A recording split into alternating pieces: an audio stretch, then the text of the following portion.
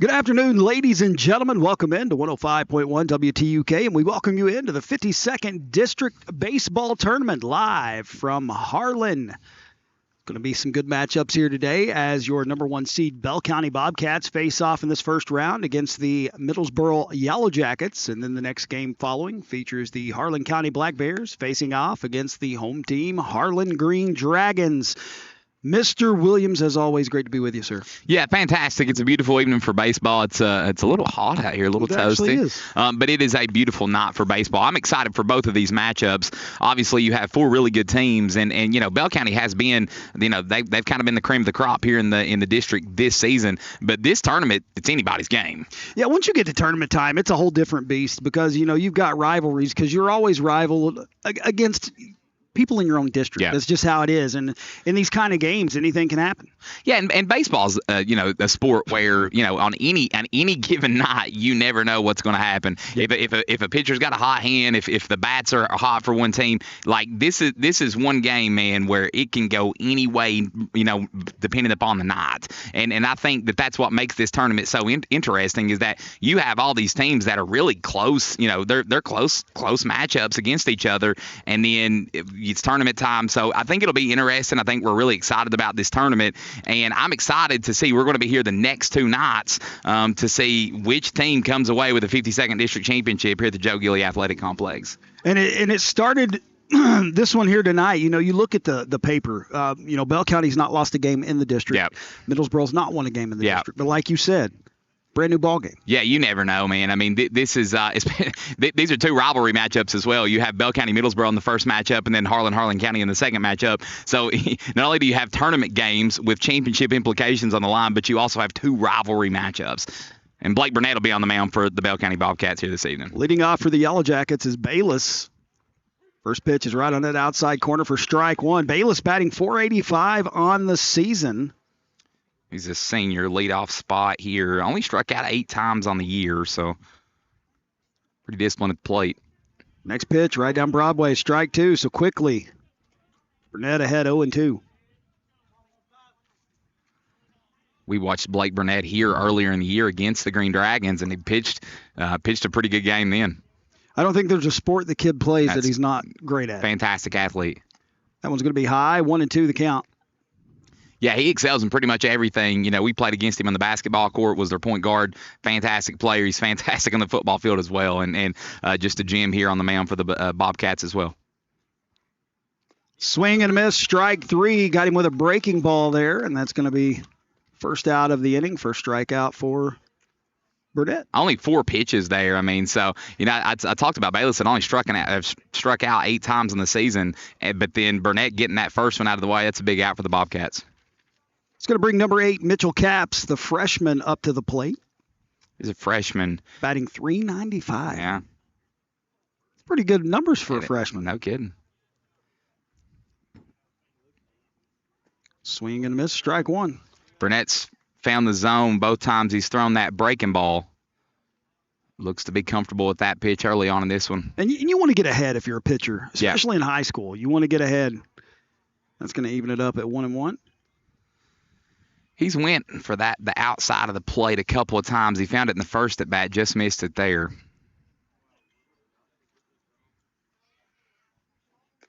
That breaking ball right on that inside, not going to hit the plate. Going to be 2-1 now. Breaking ball's got really good movement to it. He's got good. Definitely has a lot of break. Yeah. Yeah. Pitch is going to be high, so Capps is ahead 3-1 right now. For Middlesboro this evening, obviously, when they're at the plate, it's going to be about getting base runners on. The more that you can threaten, get them on, get them over, get them in. That one's going to be fouled back to make the count full now. Sean's lucky for the protective net there. Did Sean flinch? That's the question. He did. Okay. About fell out of the chair. I do believe. No, all right, the payoff. Here it comes. Going to be low, ball 4, so you're going to have Capps reaching on a walk. Capps has only stolen 3 bases this year, but he's 3 for 3 on steal attempts. So we'll see how aggressive he is over on the base paths. That's going to bring up the third baseman, number 11, Isaac Harris, a sophomore on the team. Says he's batting .609 on the season. 609 is a crazy number. That kid gets on base frequently. 28 hits and 46 at-bats. And I know we are missing a couple of games on here, but, I mean, come on. That's crazy. That's crazy. Swung on and drilled right in the gap. That's what he does. Right out to right field. It's going to be fielded, but Capps never stopped. He's heading into third. There's going to be a play, but he dives underneath. Oh, they're going to say they got him. I thought he dove underneath the tag. I did as well. I thought he was under the tag, but that was a good throw by the right fielder to be able to take him down at third base.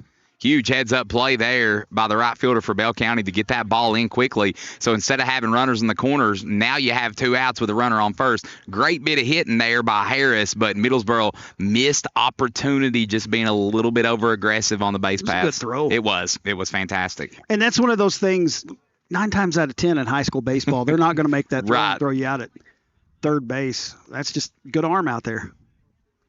That's going to bring up Malachi Coots. He's pitching today for the Yellow Jackets. Burnett goes the breaking ball there, just misses high. Is a senior, and I tell you what, he is a big specimen. Yeah, he is. 11 walks in the season. The guy that's drawn the most walks for the Yellow Jackets this year. I remember calling games with him on the basketball court. He's just a big kid. He is. Ball 2.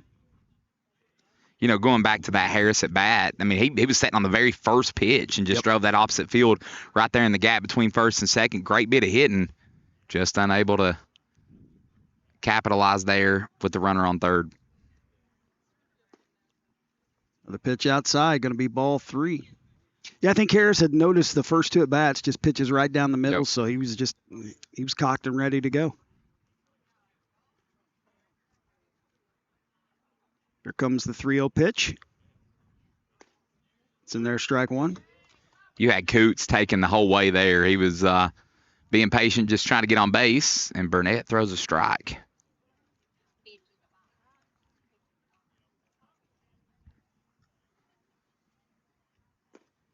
That's low, ball 4, so now 2 walks in the inning. Is going to have 2 runners on. See, now, if they, Hampton out in right field, had he not thrown out Capps, you're flirting with some trouble here. Yeah, that would have been a huge difference in this. And Middlesboro still has a great chance with the runner on scoring position and runner in first, but you would have had bases loaded with 1 out here had the right fielder not made that great play for Bell County. And you got number 3, the senior Jaden Simpson, the right fielder, coming up to the plate, batting .303 on the season, so you would have liked your chances right there with bases loaded. Yeah, the one thing you've noticed about Middlesboro in this one is they've been patient. Because all except Harris, he sat on the first pitch and hit that out into right field. But they've been patient.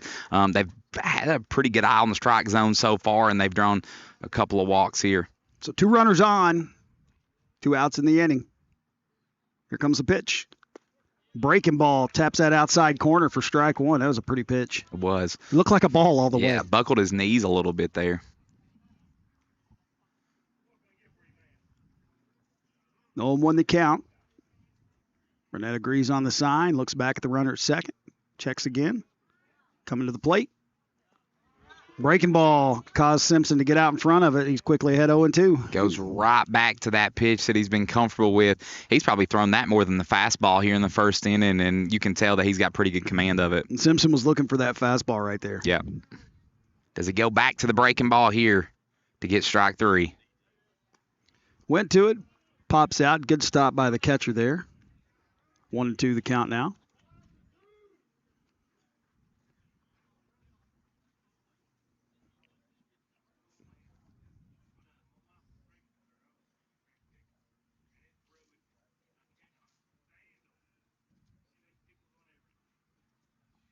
That checks the runner at second. Comes the plate. Swung on and hit to the third baseman. It pops off his glove and out into left field, so they're going to hold the runner. So I believe that would probably go down as E5. Yeah, I think so. And once again, Middlesboro, that would have been a run scorer there for them. They would have had a 1-0 lead here after that one. But now they do still have a chance threatening here. 2 runners in scoring position, bases loaded, 2 outs, top of the first inning would be a huge deal for the Yellow Jackets here to get a run early in this one. 3 ducks on the pond for sophomore Bryson Heck as he steps in.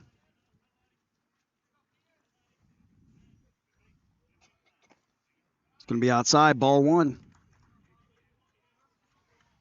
My guess is here that they're telling Heck just to be patient.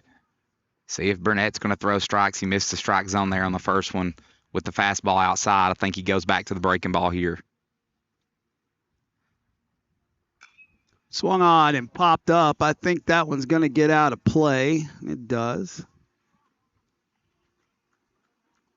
Evens the count at 1-1.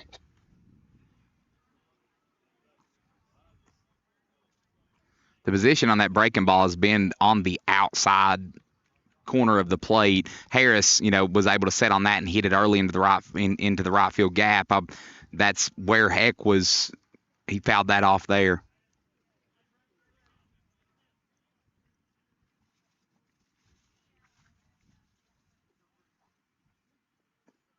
That breaking ball falls right in there. It's so pretty. Great pitch by Burnett. Buckled the knees there. See Heck choking up here.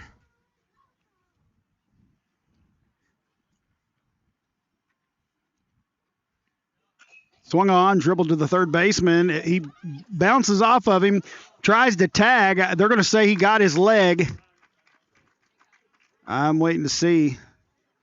I don't think. I think they're wondering if the run will count because the tag came after he reached home plate.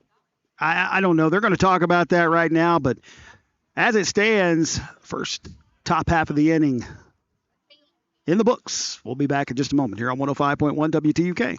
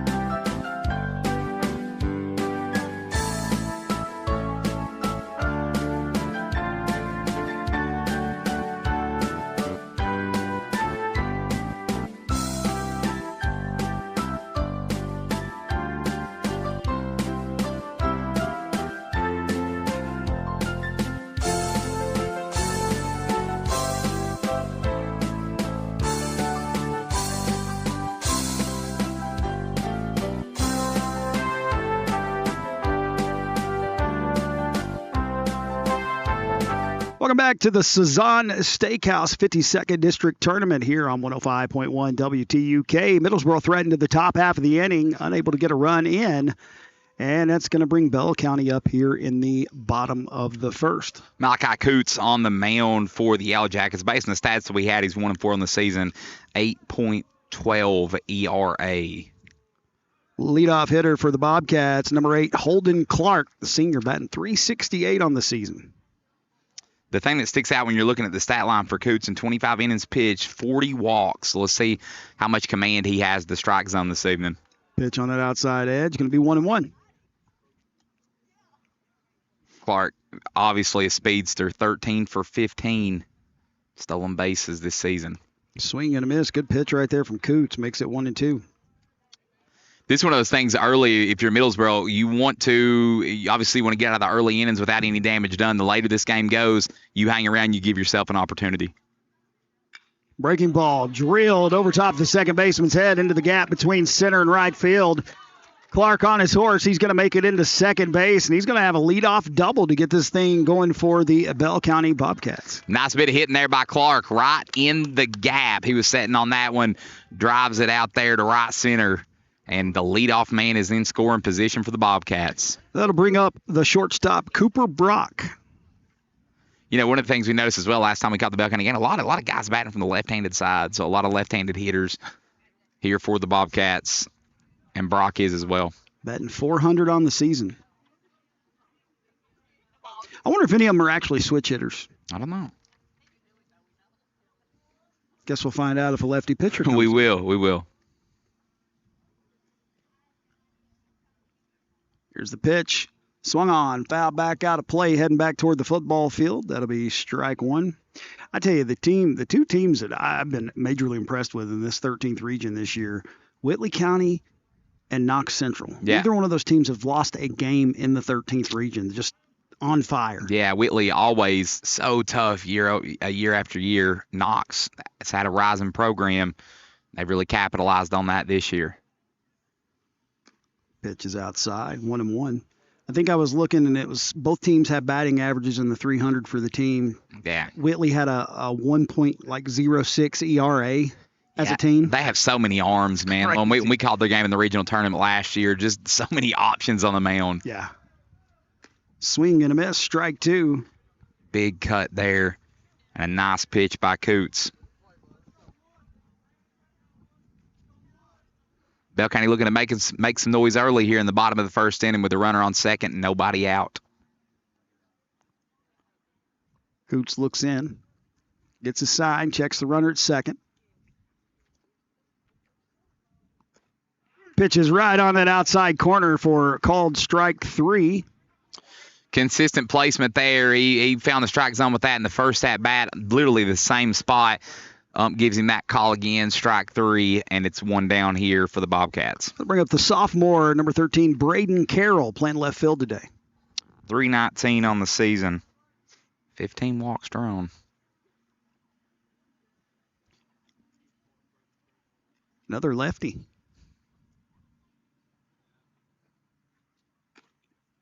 Pitch is outside, ball one. Clark doing a little dancing out there, getting their attention. The catcher popped up quickly. With that many stolen bases, you gotta respect his speed out on second base. He's gonna give you something to think about.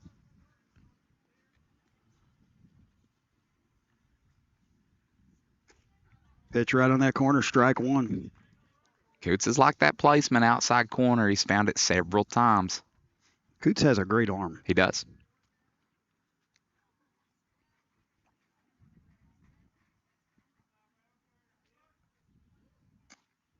Going to be high, ball two. 2-1 on the count. Good eye there by Carroll. Pitch floats a little high. Makes it a hitter's count, 2-1.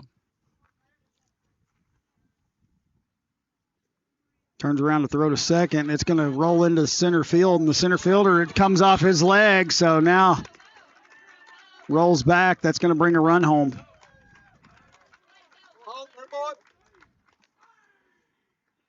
Great job there by Holden Clark. Once again, he just had him thinking the entire time with that leadoff. Catcher stepped out once, was feigning the throw to second. That time, he was just in Coots' head. Coots tries to turn around, make a quick pickoff move. Nobody there, and Clark's able to get him from second, 1-0. That's one of those, if you were Middlesboro, you hope that doesn't come back to bite you. Yep. Fouled back, I jumped. I did as well on that one. John said he's tough as nails. He did not. I call bull. 2-2 the count with one away here in the inning.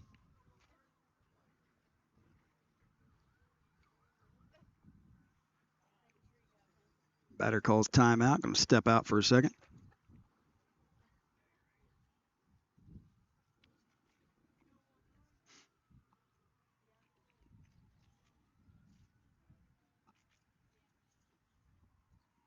Ooh, inside. Going to catch him with it. Coots, that's the first time we've seen a ball just kind of get away from him there. And you wonder if he still has that failed pickoff move to second in the back of his head. You can see a little bit of frustration there for him, and now Coach going to come out and talk things out. they're going to see if they can get on the same page and settle Coots down. You know, one of the things about Bell County, it's apparent every time that we've watched them, they make very few mistakes. And they make you pay for your. Yeah, and any time that you play a team like that that's just not making any mistakes, when they do, you have to capitalize on the opportunities that you have, because Bell County will. When you make a mistake, they are going to capitalize on it. Every time. And that's kind of what sets teams apart when you get to this level in high school. Correct. Yeah. I mean, you know, it's the stuff that's right on the margins. That's the difference between wins and losses, and that's where Bell County's so good, is that they're just great on the margins. They have a ton of talent, but they're a really well coached and disciplined team, great on the margins. Coots comes to the plate. A half swing going to be fouled off down the first baseline. Mays tried to hold up. Mays batting .427 on the season, 25 RBIs. He's had a really good season.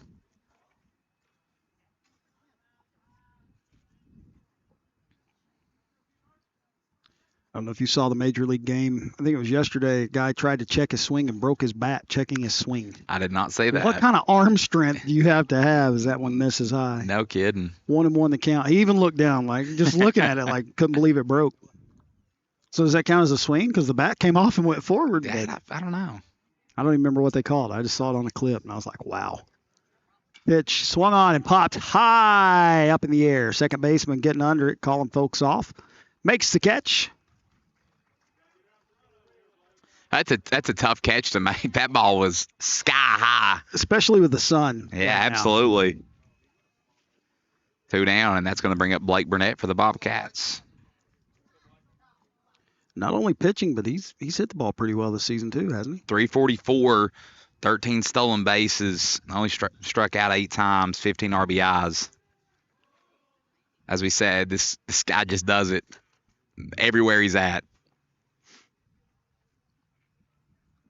Runner on first, steps in there. Swung on, fouled off back toward the railroad tracks. Strike one. Mark, we're happy this evening to bring you the Sazon 52nd District Tournament. Tell you what, that just makes me want to go eat. No kidding. Thank you, Sazon. Actually ate there yesterday. Ate there 2 days ago. Ooh, inside. 1-1 the count. What is your Sazon order, Mark Lawson? Combination number 4. Okay. You get an enchilada, you get a chili con queso, and 2 tacos. Very good. The best thing they've got, though, is the new quesabirria tacos where they're yes, fried. Oh, those are amazing. Riley got some the other night and let me try one. And as we're talking about food, you're going to get Carol taking second base with a steal. No, we went out there the other night trying to get some, and they were sold out. Oh, they're good. Yeah, okay, so we will have to go back. So thank you, Sazon, for sponsoring us tonight. April got lucky and got some yesterday. They're good. I'll have to try them out.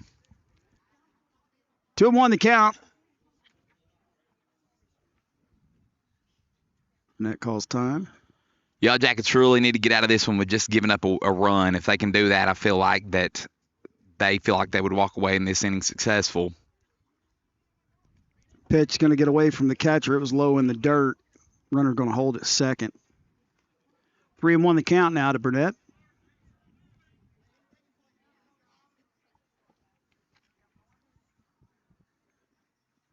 You know, one thing I thought about today with the warmth, with how it's heating up, pitchers, they're going to tire quicker. Absolutely. I mean, me and you are going to tire setting here in this heat, so I couldn't imagine the stress that they'll be under. It's going to be ball 4. Burnett's going to head on down to first base, and that'll bring up the catcher, number 3, Alex Creech. He was patiently waiting. Going to have to take the shin guards off now.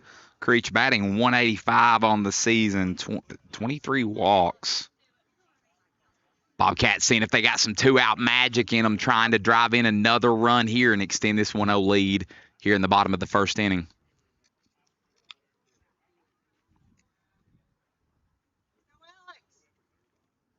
Coots looks in. Pitch is high. Ball 1. Coots has had some trouble with the strike zone last couple at bats. Trying to see if he can dial back in and find it.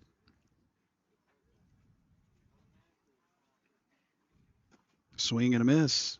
That one was inside and got him to chase it. 1-1. Good pitch there.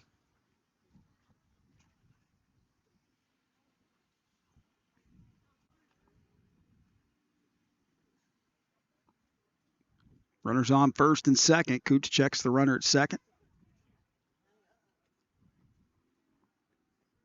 Comes the plate. Right down Broadway, strike 2. Good job there by Coots, battling back after throwing a first pitch ball. Able to find the strike zone, get a swing and a miss, and then right there finds the corner of the plate to get strike 2, trying to see if he can get out of this jam. Checks the runner. Comes the plate. Swing and a miss, strike 3, and Coots gets himself out of trouble, but Bell County able to plate 1 here in the bottom of the first. They lead 1-0 here at the Sazon Steakhouse 52nd District Tournament on 105.1 WTUK.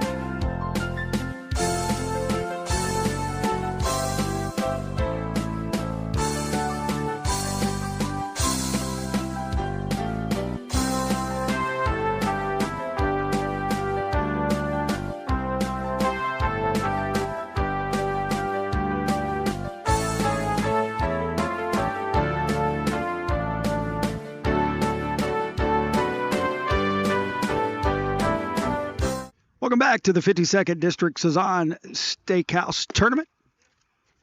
First pitch is going to be a ball there to number 16, John Hayes. The second, I'm sorry, that's Caden Burchett, number 2. Caden Burchett at the plate, the center fielder. Caden 146 on the season. Next pitch, swing and a miss. Middlesboro has to be kicking themselves, for the missed opportunity there in the top of the first inning. They were threatening and could have had some runs across, unable to capitalize there, and they trailed this one 1-0. Swung on and foul back. Going to be 1-2. I have him down as wearing number 2, and he's got number 6 on. As do good crowd here tonight for the 52nd District Tournament. We'll be here for the first game tonight, then be bringing you the championship tomorrow night. We also have the 52nd District Softball Tournament going on currently. Yeah, they decided to go ahead and move everything up because of the impending weather for the week. Apparently, it's supposed to rain a lot.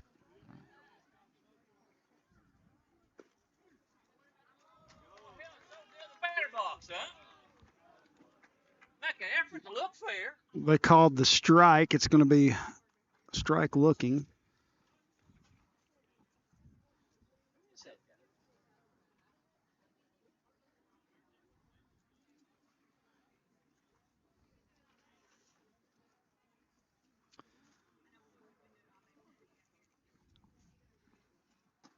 Ball 1.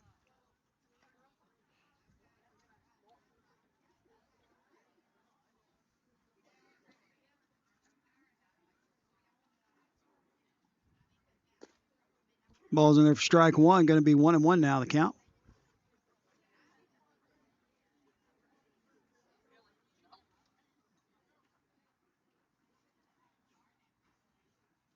Swing and a miss. Strike two. Quickly ahead 1-2 now.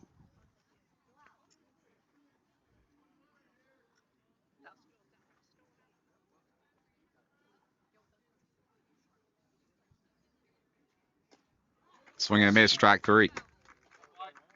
2 strikeouts now in the inning. We head back to the top of the order. And that Harlan Lady Dragons versus the Harlan Lady Black Bears softball game. It's 2-0 Harlan County in the top of the second inning. There's 2 runners on for the Lady Dragons and 2 outs. I figured that was going to be a good game. Yeah. They split the season series, correct? Yeah, I'm pretty sure Harlan County won at Harlan, and Harlan won at Harlan County. Ball one as we're back to the top of the order with Bayless. Nope, that's Parker Hampton. I've got all mixed up somewhere along Yeah, the me way. as well. I'm not sure what happened there. We apologize. Swung on, hit on the ground over the shortstop. He can't make the play, and that'll be a base runner there for the Yellow Jackets. That'll probably go down as E6. I wrote in the wrong box. That's how I messed everything up.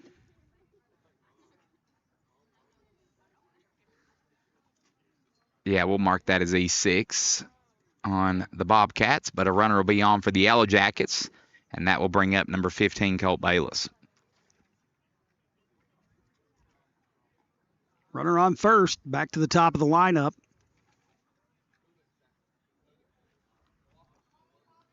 You said E6, correct? Yes. Just making sure I wrote it down right. Had to switch everything. That's why I use a pencil anytime I'm doing baseball stats. Swung on, lifted out to right field. Right fielder having to run a long way to get there, and he does and makes the catch. That's 2 good plays for the right fielder out there so far in this one. That'll do it for the top of the second inning here on the Sazon Steakhouse 52nd District Tournament. We'll be back in just a moment here on 105.1 WTUK.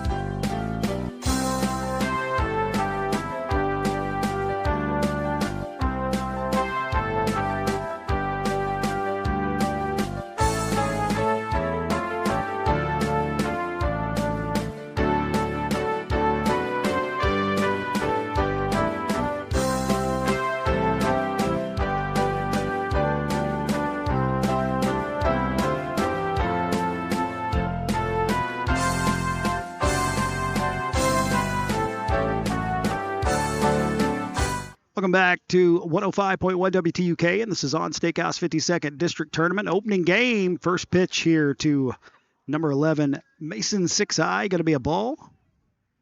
Another lefty at the plate for the Bobcats.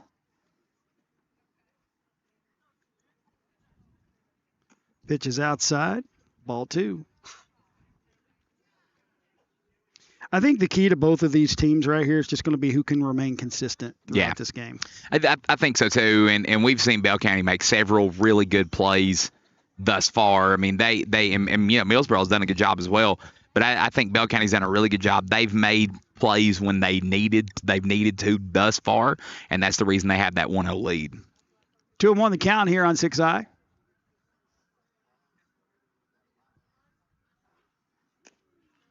He wanted to bite, did not. Held up. 3-1 the count. Close there. Good job of checking that swing. I would have swung. Me too.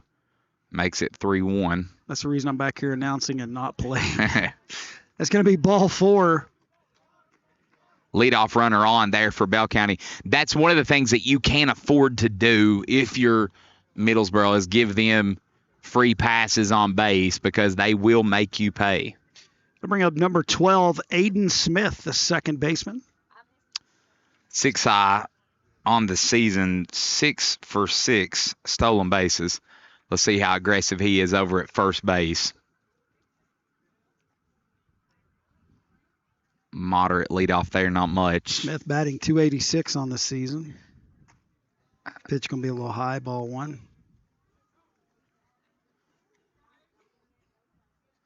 You see 6i take a big lead as Coots starts to get into that windup.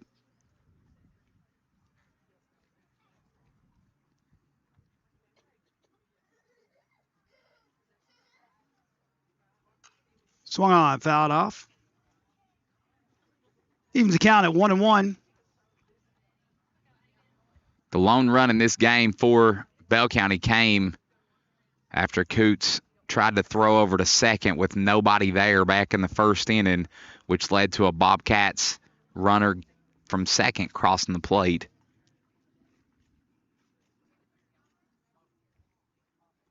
Time called by the hitter.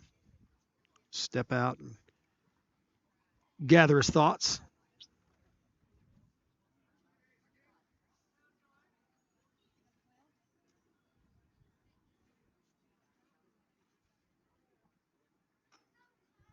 Coots checks the runner. Comes the plate. Ball 2. 2-1 the count. Just a little high there.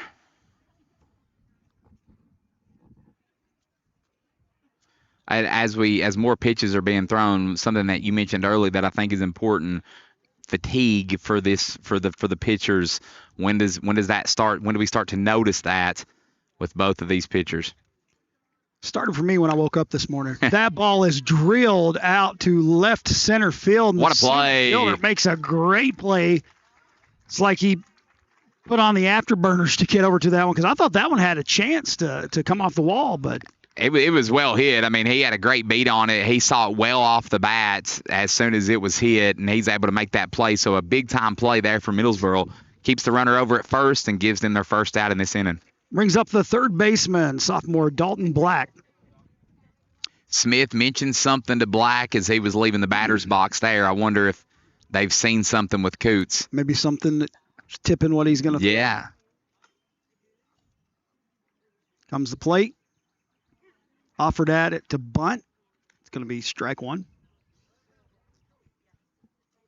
Third baseman's going to come in just a little bit.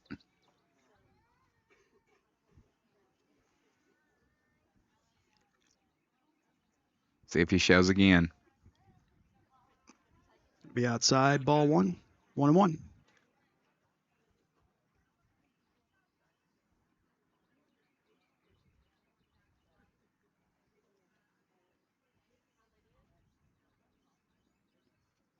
Throw over to first. It gets by the first baseman. Runner's going to advance to second.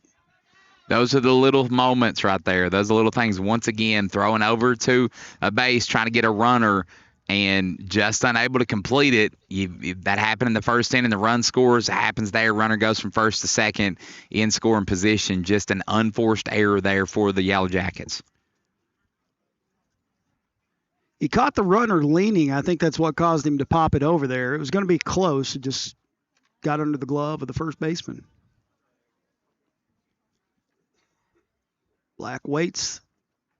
Swung on, fouled off. It's going to be 1-2. Coots has done a pretty good job bouncing back both times that he's had those errant throws. That he's been able to settle back in. He's done a good job of responding.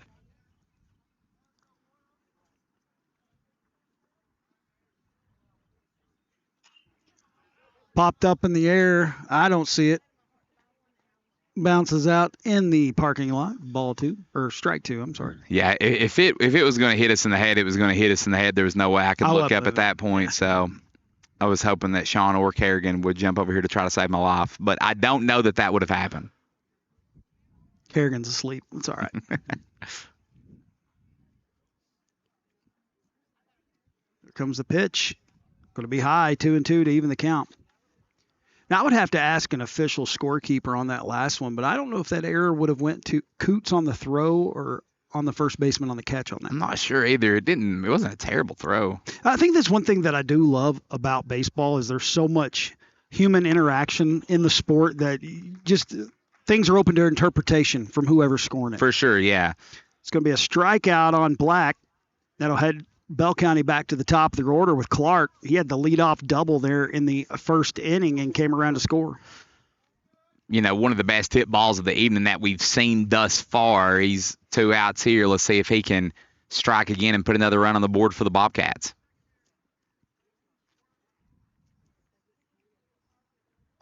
Going to be outside, ball 1. Coots trying to paint that outside corner, just unable to clip the plate.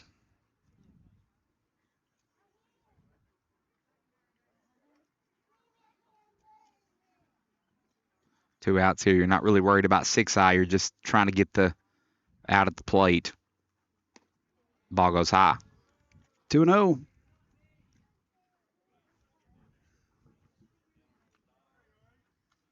With a base open, do you pitch around him here? I don't know, because you're kind of coming up on Murder's Row with the 2, 3, 4 batters after him, but it's quickly 3-0. Looks like you may not have much of a chance here. The top 5 of this lineup, just good bats. Yeah, you're trying to pick your poison. Get out of that here. 2 outs in the inning. Here comes the pitch. It's going to be in there for strike 1. 3-1 the count. Clark was ready to toss his bat and trot on over to first.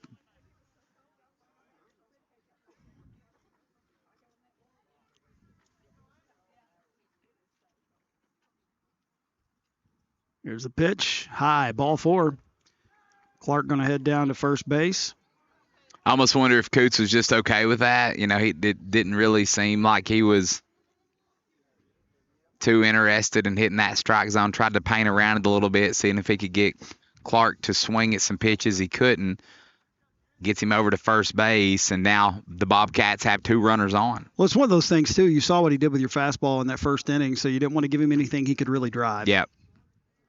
Going to bring up Cooper Brock, I'm sorry. Struck out looking in the first. Brock's able to check it there.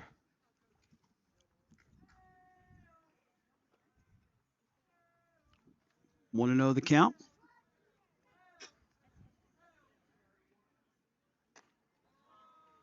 Ball 2. Coots, 6 of his last 7 pitches have been balls, and now coach is going to come out to talk with him again. He really needs to be able to get out of this one for the Yellow Jackets. This is a big series here early in this game, our opening game of the Sazon Steakhouse 52nd District Tournament. Yeah, we want to thank all of our sponsors for making this possible, especially Sazon Steakhouse for sponsoring the entire tournament. But our sponsor list is not only Sazon Mexican Restaurant, but Harlan Mayor Joe Metters, Austin Miller for First District Magistrate, Bobby Kreider for Judge Executive, SEKRI, Jeff Marietta for Harlan Mayor, Anderson Laws and Jones Funeral Home, Don Super Saver, Front Porch Medical, Harlan Dental Clinic, J.R. Ho, Green Construction, Middlesboro Coca-Cola. That pitch is swung on and missed. I've already started. I'm not stopping now.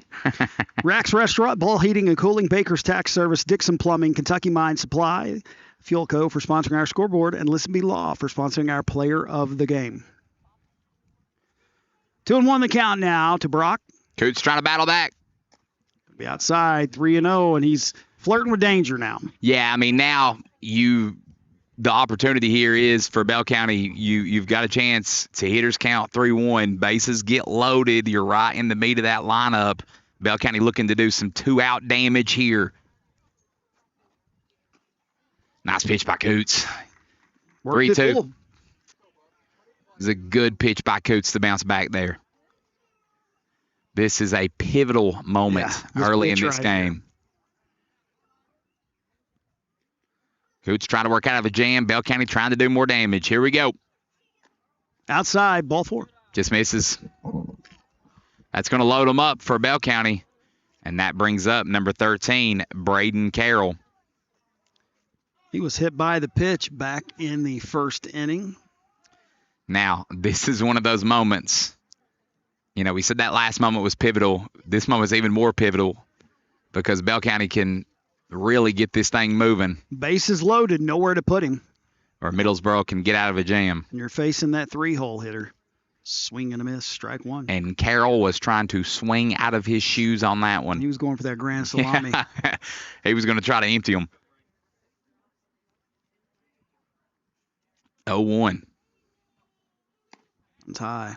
We've seen Coots miss high several times here the last couple of batters. And it seems it's mainly with that breaking ball. It is. Going to have to try to throw strikes here.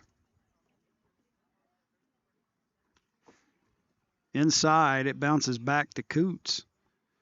Tells you he's throwing it with a little velocity. Caught a little bit of a break. I thought it almost hit him again. I thought he had hit him again for a second. It's trying to work that inside. It was the sound it made, I think, as it crossed. Threw me off. Looks like the official's going to take a look at the baseball there.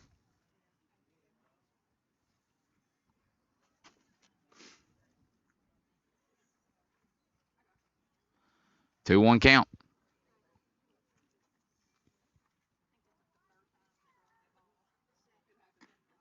It's a good pitch.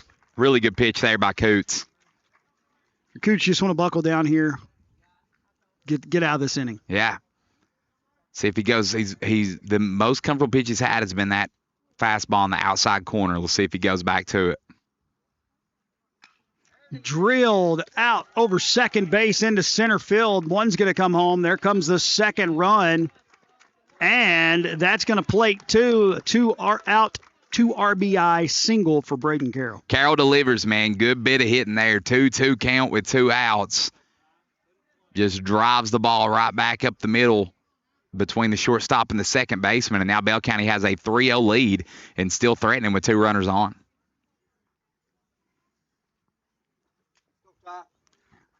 Brings up the first baseman, Ty Mays. As you mentioned, he popped out to the second baseman back in the top of the first.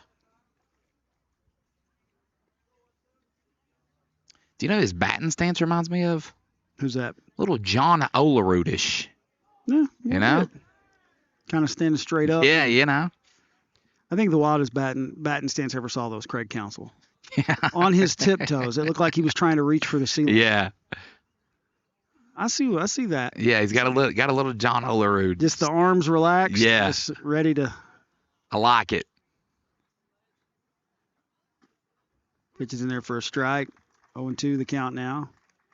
I always tried to be like Eric Davis. I'd have that back swinging up over my head. Yeah, my favorite player has always been King Griffey Jr., so that straight up bat stance with the bat waggle's always been my favorite.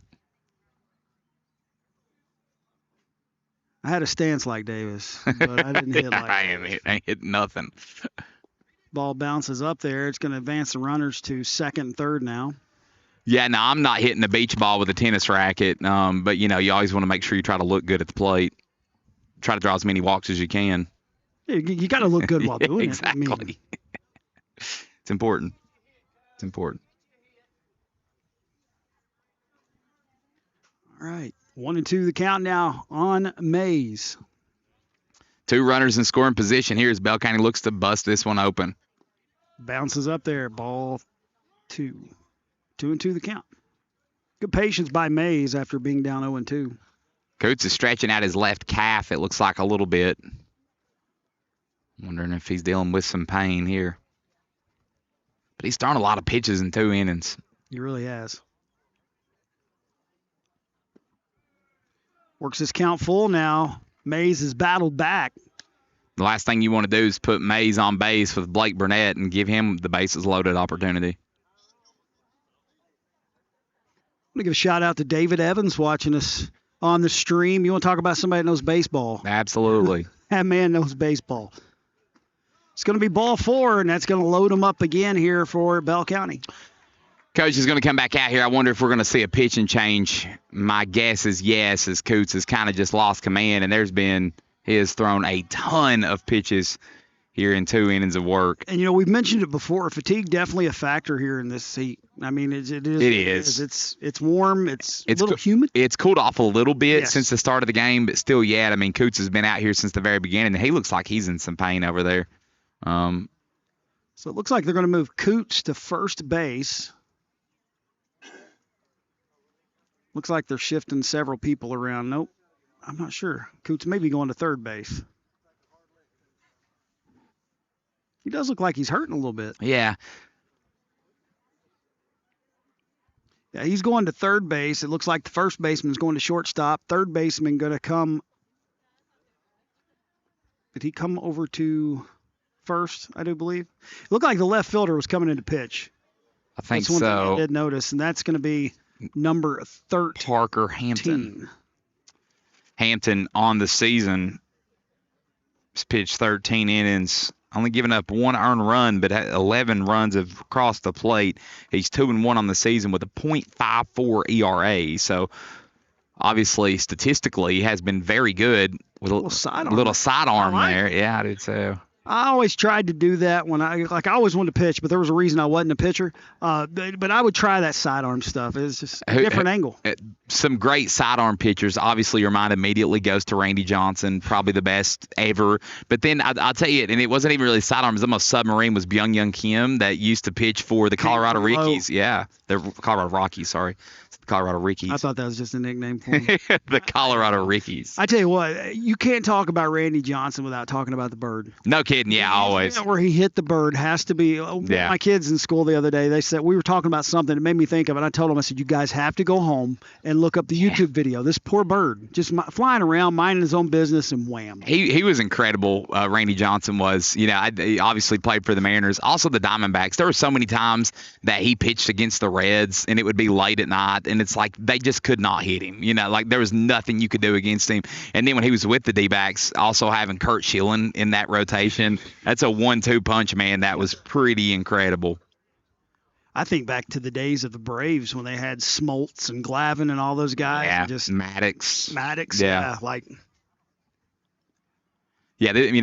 Some of the great rotations ever. You even think about the Oakland Athletics had a great rotation there for a while with Barry Zito and Tim Mulder, or Mike Mulder and Tim Hudson. And you want to talk about bullpens, the Nasty Boys back in the day. Yeah, absolutely. Absolutely. All right, it looks like we're ready to get back underway, and Hampton's got his work cut out for him. He's inherited 3 base runners, and you got number 5, Blake Burnett. He walked back in the first inning. Hampton is way outside. Bounce all the way back for the first baseman to come up and pick it up, but that's going to get another run home as Cooper Brock crosses the plate. Bell County really settling in now. Kind of makes you wonder if he may be just a little antsy there on that first pitch. And even the Bell County dugout's coming alive a little bit as now Burnett has got 2 runners in scoring position. The first base is over there open. He's got a 1-0 count. See if he can drive in some more. Pitch going to be a little bit outside. Ball 2. If you're Middlesboro, you have to try to get out of this inning with no more damage done. It's going to be a hard hill to climb anyways, but you can't go down further. Outside. Catcher's able to grab that one before they head home. 3-0. Hampton's really having a hard time on the outside there.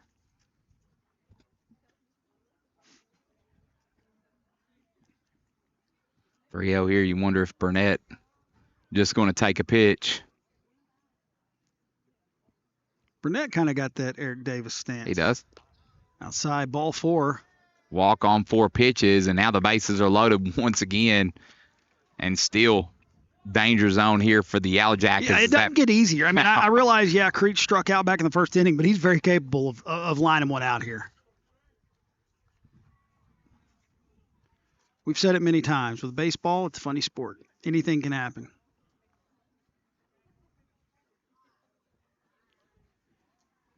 All right, bases loaded. Creech steps in. Pitch is outside. Runner's going to break for home. He's in there.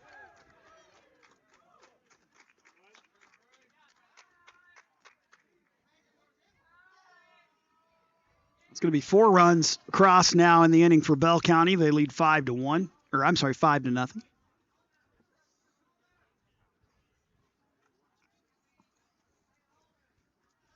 They're one crack of the bat away from just blowing this wide open. Yeah, the floodgates opening up here for the Bobcats. I mean, it's a thing, man. They've just capitalized on the Yellow Jacket mistakes. And one thing that you can tell, I mean, with it's not that Middlesboro's that far away. I mean, like No. these runs have been given up, like we said, on the margins. It's been the small stuff, the passed balls and the errant throws. That one's in there for a strike, so Hampton able to find that strike zone. 2-1 the count.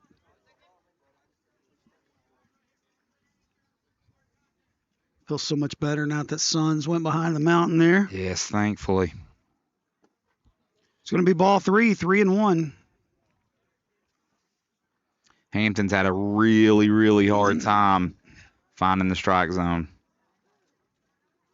That would distract me so bad, that whole flock of geese going by out there in the outfield. Ball 4. And that's going to send Creech down to first base. Now bases loaded once again, and we've went through the entire lineup, and 6-Eye is back up to bat. Like you said here, one crack of the bat, they're going to go away from Hampton already. They say that he doesn't have it, so they're going to call in the left fielder. So we're going to take a quick commercial break, and we'll be back in just a moment for the Sazon Steakhouse 52nd District Tournament here on 105.1 WTUK.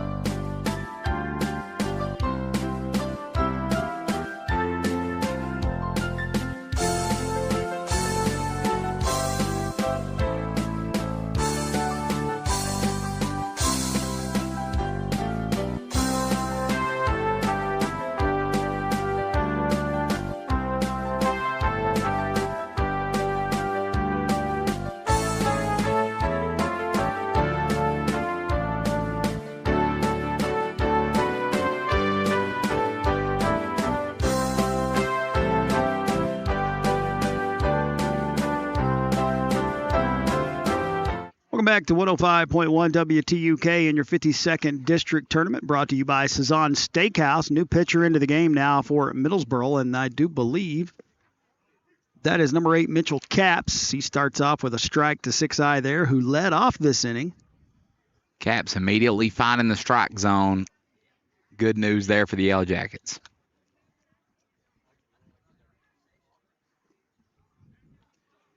It's count 1-1 now. Nowhere to put him. Bases loaded. You know, we said it before, but a base hit here, danger. Absolutely, yeah. You're driving in several.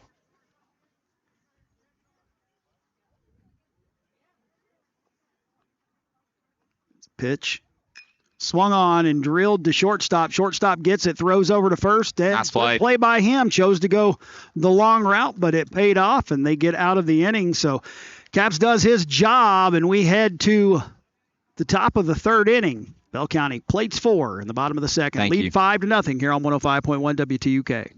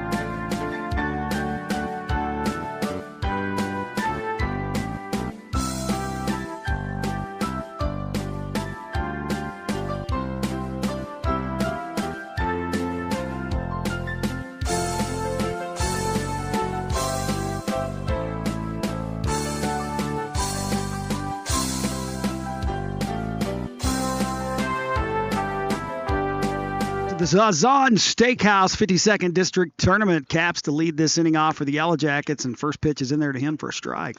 Burnett's not giving up a run through 2 here. Has done well getting out of a couple of jams. Middlesboro did threaten in the first inning. Oh, that's going to clip him. Breaking ball didn't break far enough. That's going to get the first base runner on here for the Yellow Jackets. Burnett I think he was trying to say that Capps might have leaned that elbow in there. No dice, and so Capps will be over on first. He did what you're supposed to do. He took one for the team. Took one for the team.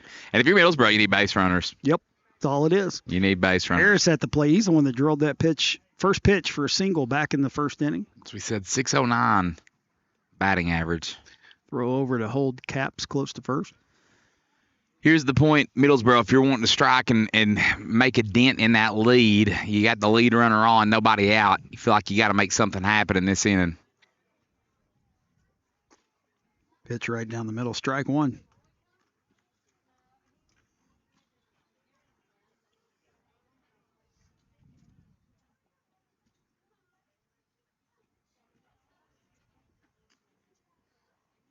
Throw over to first, keep the runner close.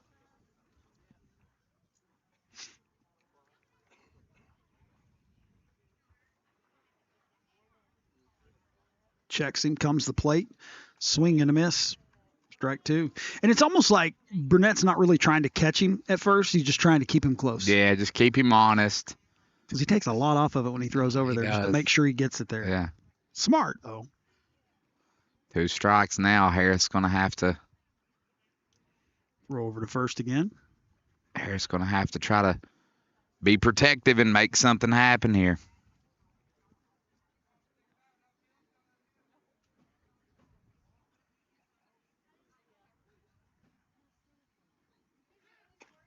They'll throw to second. Oh, and it gets by the second baseman, rolls into the outfield. So Caps is going to have a stolen base and be down at second base. And that was a ball to Harris, so 1-2. Now, if you're Middlesboro, you got a runner in scoring position, still nobody out. You're thinking, okay, need to make something happen here.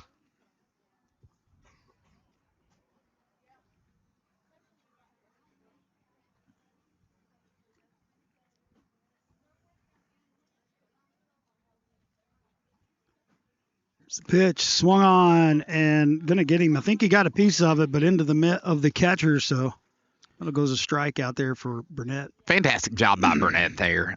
He worked that at bat well, throwing over a couple of times. Was able to get Harris to swing. That's a great at bat there. Or a great job pitching to that batter there by Burnett. It's going to bring up Coots. He walked and got to second base back in the first inning before he got stranded. Swung on, fouled, back out of play.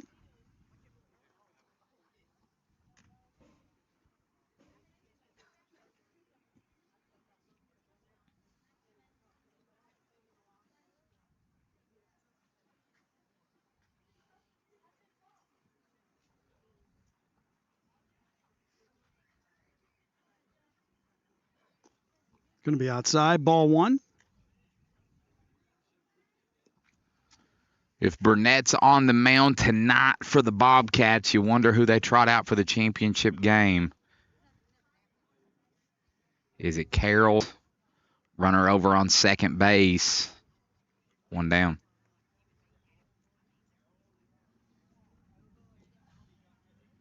Who's going to step out and make him think about it?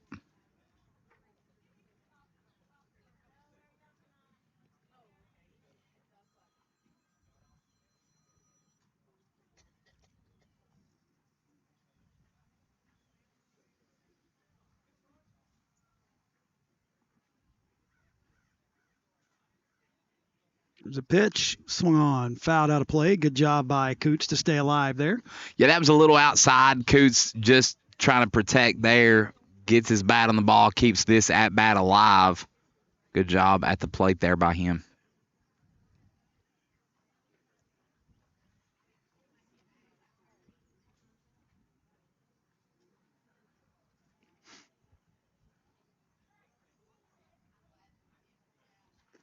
Outside, ball 3, so Coots works the count full. Good eye from him. Coots has worked it full.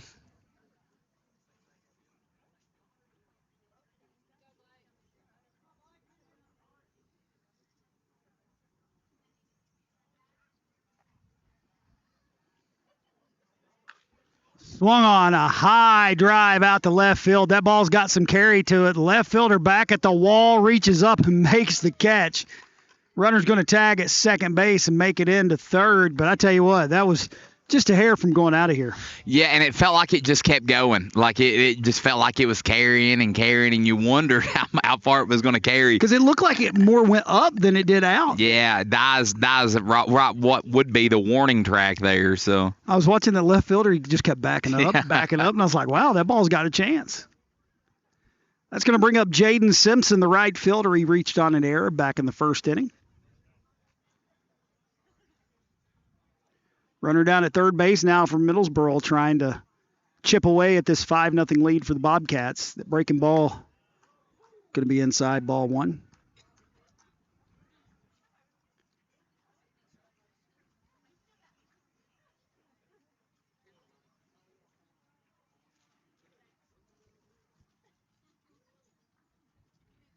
There's a pitch. Swing and a miss. Strike 1. 1-1.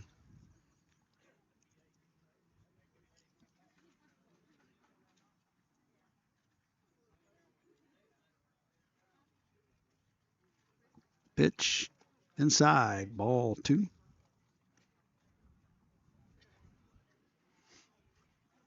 Breaking ball just not breaking quite as far now.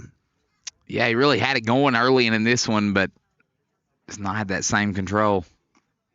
Going to be outside ball 3. So quickly 3-1 now to Simpson.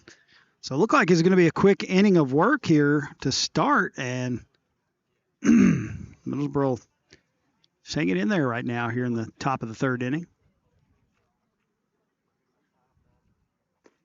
That's in their strike, too. It's a good pitch by Burnett. Just going to throw a strike. See what happens. Full count. Another big moment. Swing and a miss, strike 3. And that's going to do it for the Yellow Jackets here in the top of the 3rd. Still 5-0 Bell County. We'll be back in just a moment here on 105.1 WTUK.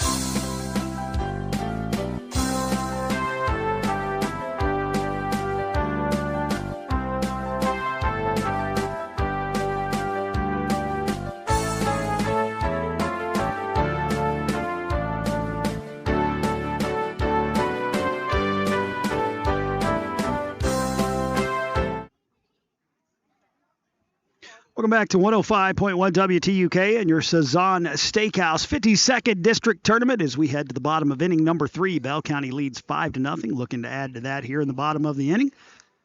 First up for the Bobcats will be Aiden Smith, the second baseman. He flew out to the center fielder back on his first at bat. That ball came in on him, almost got him.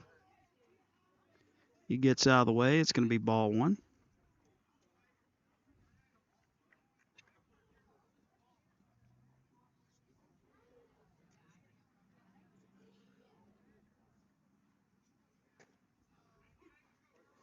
A strike. 1-1 the count now. Tell you what, after you come in on me like that with a pitch on the inside, I'm definitely probably taking that next pitch. That's what happened there. Going to be low. 2-1. Caps has some velocity there.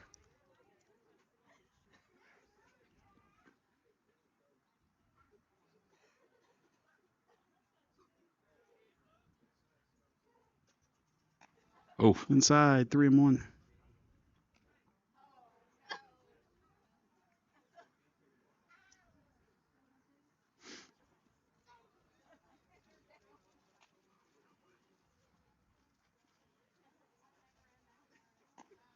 Ball 4. And Aiden Smith going to trot down to first base with a 5-pitch walk. And that's going to bring up Dalton Black, who struck out swinging back in the second inning. third baseman.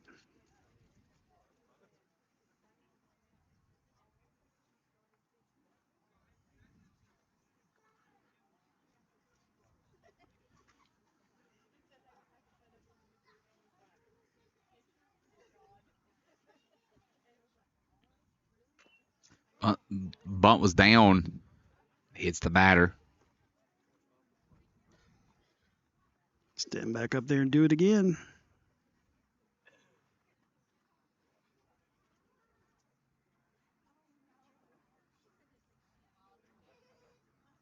Well, and won the count here. Runner down at first, no outs here in the bottom of the third inning. 5-0 Bell County.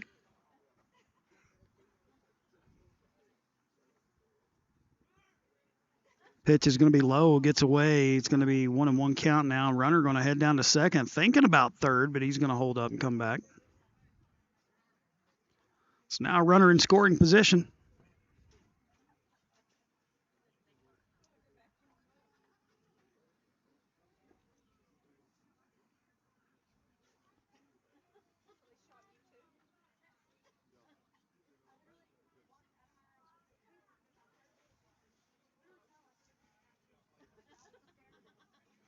Low, ball 2. 2-1 the count.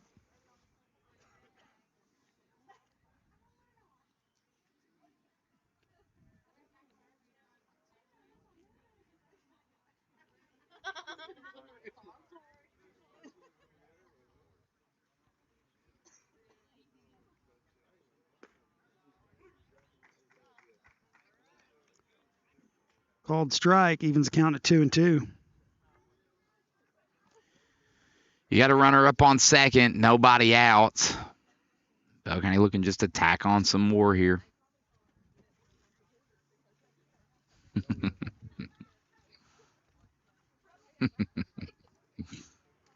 True. If you wonder what we're chuckling about, I found a meme that said, I've faced way more peer pressure to eat protein as an adult than I did to take drugs as a teen. So, that's one thing you always hear about. Got to have your protein. Young people don't get it. Old people, we do. That bunt's laid down. That's a good one, too. Good bunt. Cap's having to run up for it. He throws on to first, but it is. Did they get him? That was close. Called him out. Did he call him out? Yeah. I couldn't see him for the other umpire. Fantastic bunt, though. And he just about beat the throw down the line. And that'll go down as a sacrifice. I mean, that was by a hair. Yeah. That's one of those plays that be reviewed. That's how close it was. As we're back to the top of the order now for Bell County. That's Holden Clark. He's walked and scored. He doubled and scored. Runner down at third, one away. Pitch right on that outside corner, going to be called strike 1.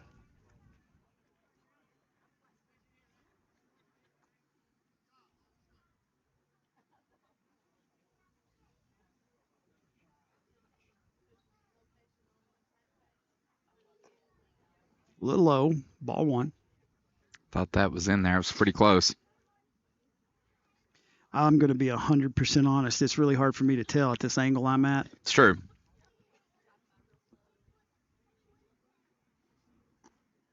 I kind of listen for the fans. Like if they seem disappointed, Yeah.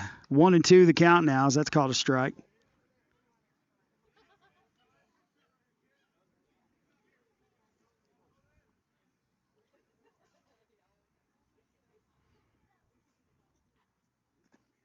Pitch bounces in there for ball.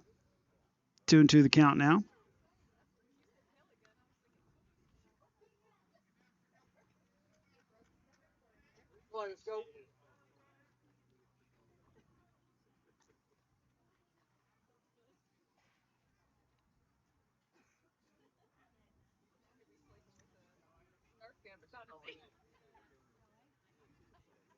Caps looks in. 2-2 the count.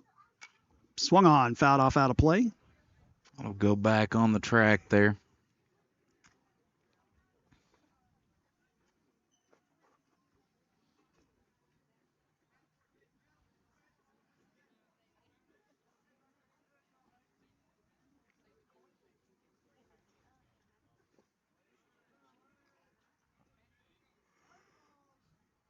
Got to stop that yawning. You'll get me. Tell them kids in the hallway all the time. They'll walk by yawning, and I'm like, quit it. Yeah. Quit it. It's too early for that. Tough. Heat's drained me. 3-2. Swung on hit hard, man. That was a good hit ball there. That's going to plate another one for the Bobcats, and a great at-bat there for Holden Clark. He has had a fantastic game here tonight, and he delivers once again for the Bobcats. Make it 6-0 here in the first game of our Sazon Steakhouse 52nd District tournament. He's just hitting the ball exactly where it needs to be. Yeah, he's hit it right on the button a couple of times tonight. He's been the lead engine here for the Bobcats. That's going to bring up Cooper Brock. He's walked and struck out. Ball goes inside. There goes Clark.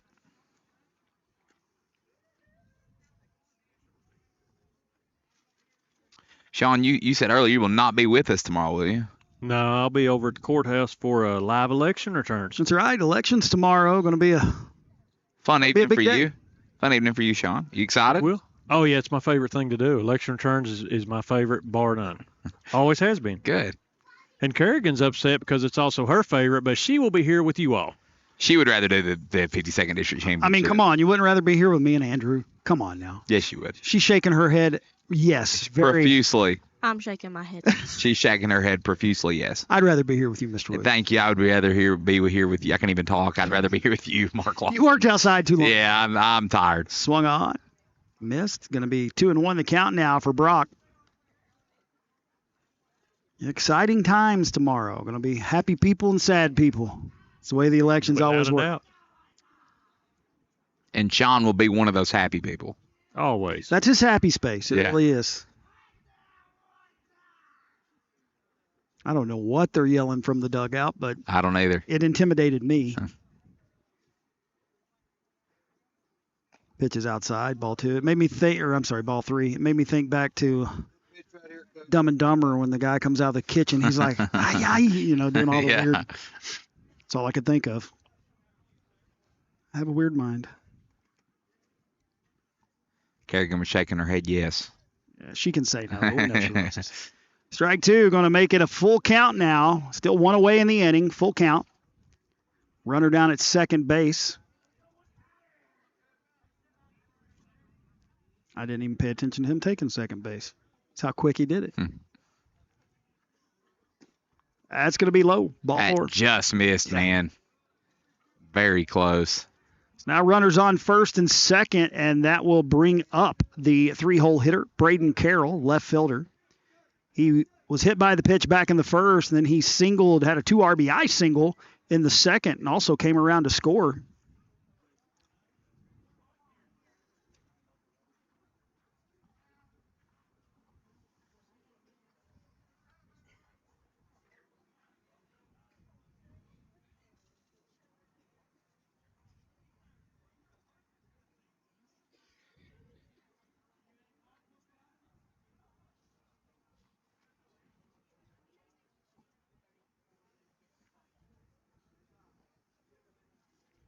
Catcher and pitcher have a meeting, talk things over.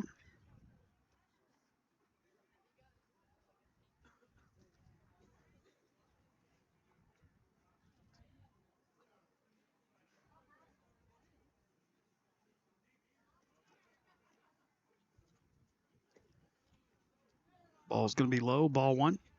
You feel like this is one of those moments that it feels like we're teetering on the floodgates opening up for the Bobcats here. Yeah.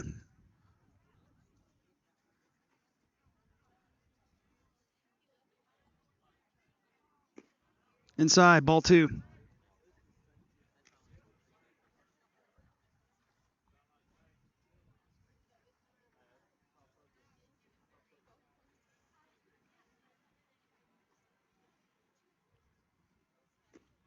It's in there for strike one. It's a good pitch there. And I think it was like after the first inning, Sean said the famous words, man, this is moving pretty quick. And here an hour later, we're just in the third.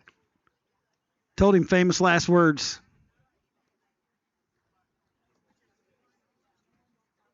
Never know with baseball. The pitch, low, ball 3. In the 52nd District Girls Softball Tournament right now, Harlan County leads over the Dragons 12-0 in the middle of the 5th inning. Oh, my. They've had an offensive explosion. I know last game I watched it was Harlan and Harlan County at Harlan County. We called that one, and Harlan County was only able to come up with 1 hit in the entire game. Mm-hmm. That's going to be a walk to Braden Carroll, and that's going to load the bases. Danger zone is now the cleanup hitter, Ty Mays, the first baseman, steps in. Bases loaded here. Coach going to come back out. What do you do? What do you do?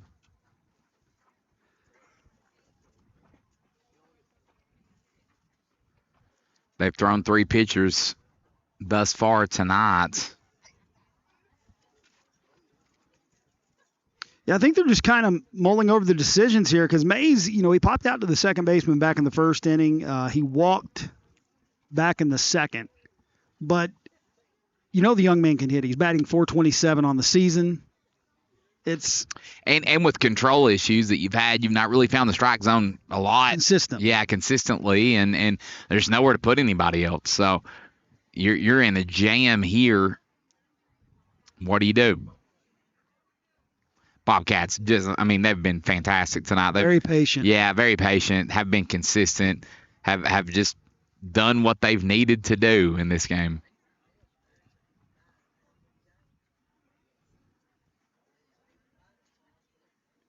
Pitch is outside, ball 1.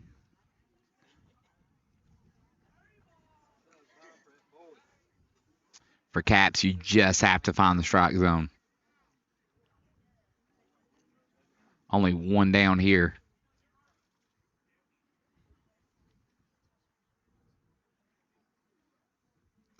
Ooh.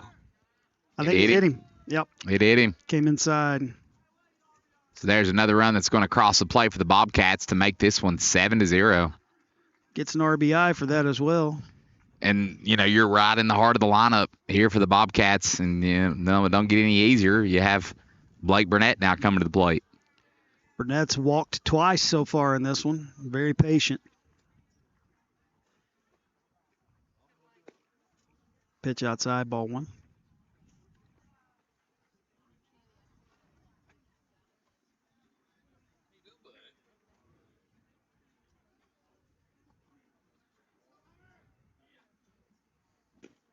It's in there for a strike. Just clip the inside corner there. Nice pitch by Caps.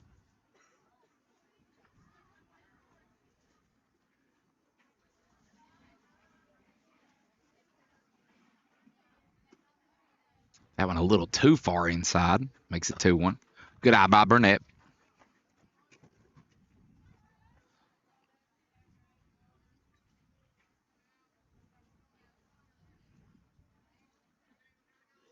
Still only 1 away in the inning here.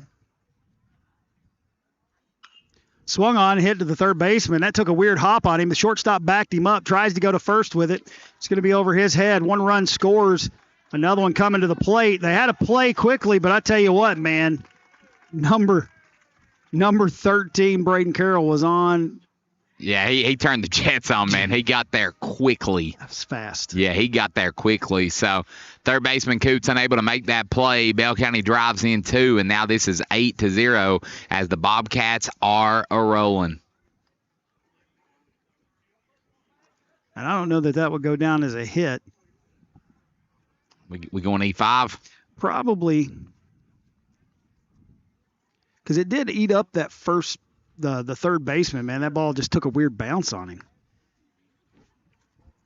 I mean, in this, like I said, this Bell County lineup is so balanced that it just doesn't get any easier. That one floats inside, almost hits him.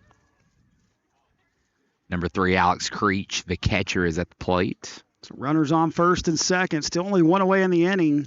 9-0 Bell County leads. Pitch is low. Ball 3. 3-0 quickly. Caps just having a hard time finding the strike zone.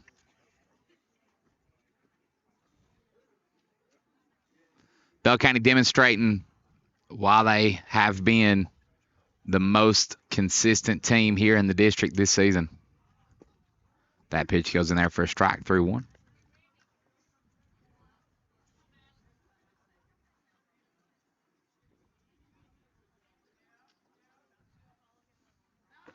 That ball goes behind the head of Creech.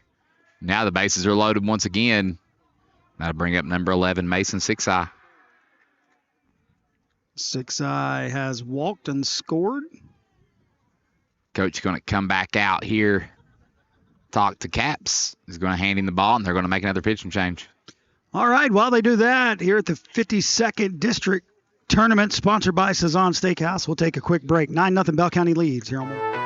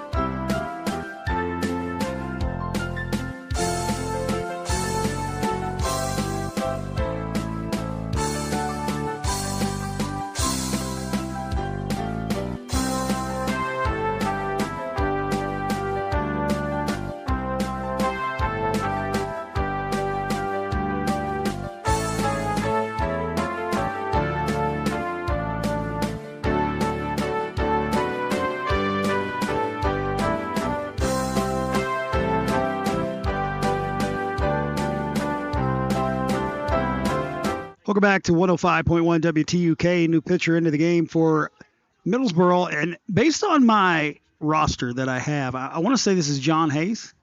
Maybe? It's possible. That's good deductive reasoning there. We'll see if it's correct. If it's not, just let us know in the chat. Inside 2-0. Nowhere to put a runner here.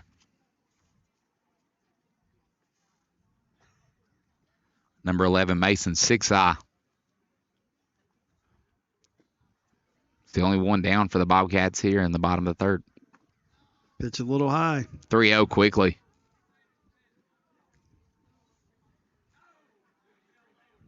Think you're taking all the way here again. He's not thrown a strike yet. That's high. Still not going to there. So there's run number 10 is going to cross the plate.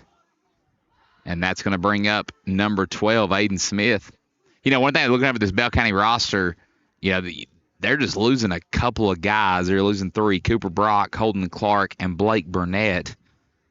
So, I mean, you're also losing Elijah Hampton and Carson Walters. But this Bell County team is going to be good. Ball 1 to Aiden Smith. Upcoming as well. So base is still loaded. 10-0 lead for Bell County. Still only one out.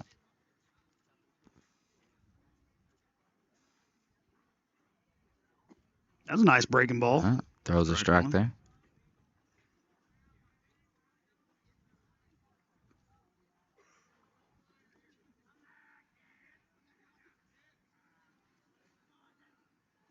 I don't even see a number 6 on the lineup card that I have. So that's got to be Hayes. They must just wrote down 16 instead of 6.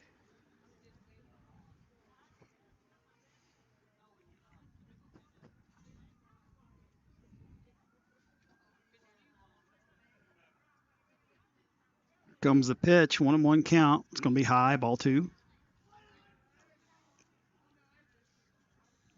Still nowhere to put anybody.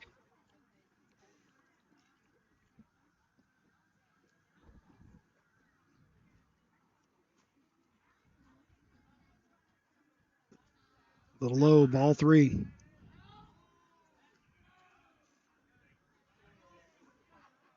See Hayes kind of look over to the dugout, just kind of shrug his shoulders. Yeah.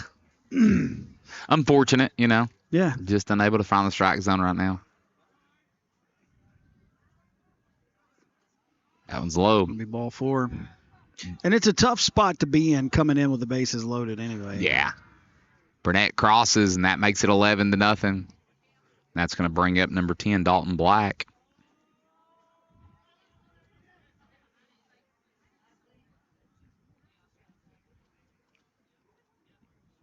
Dalton Black has struck out back in the 2nd, and then he hit a sacrifice in the 3rd. Nice bunt. Almost beat it out at first base.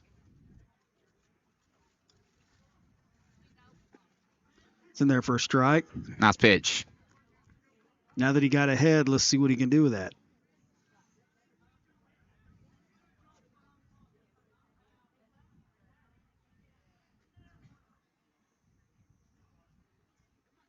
Swung on. Another good pitch there. 0-2 count now. Back to back. Way to battle back.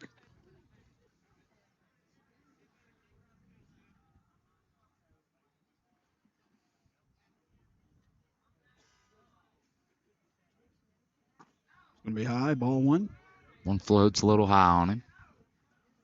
You can just tell right now by the body language that Hayes is struggling with confidence. Just frustrated. Yeah, you can tell.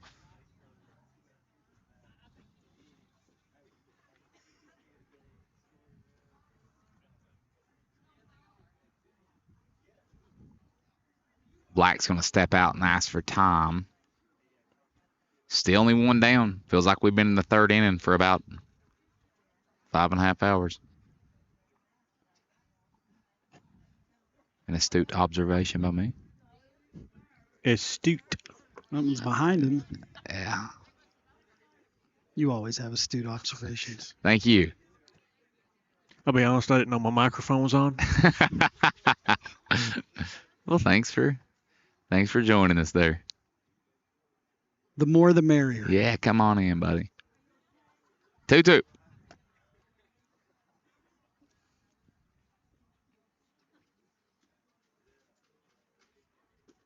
Outside, ball 3. Good patience by Black. He was behind 0-2, and he's battled back to work the count full. Hayes looked frustrated. He was saying something over to his coach in the dugout. Now, catcher going to come out. They're going to have a conversation. What are you saying here, Mark? Just get it over the plate. That's all. You just want to get the ball over the plate, because with only 1 out right here, you're in danger territory. 4 more runs for Bell County, this game's over. Yeah. So it's one of those things. You just got to get it across the plate. Let your fielders make a play, back you up. Try to get out of this inning.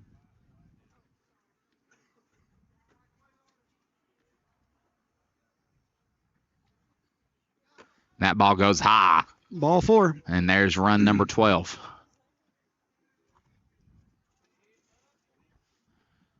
Wonder if they'll go to a change again. I think they're going to. Hayes just never really seemed to have confidence.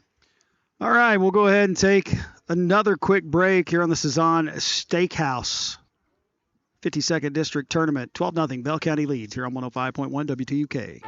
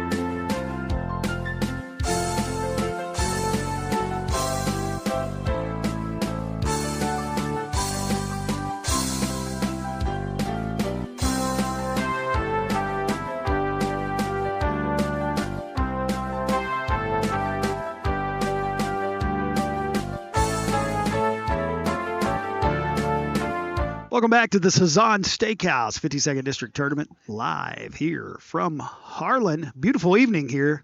Bell County leads 12-0.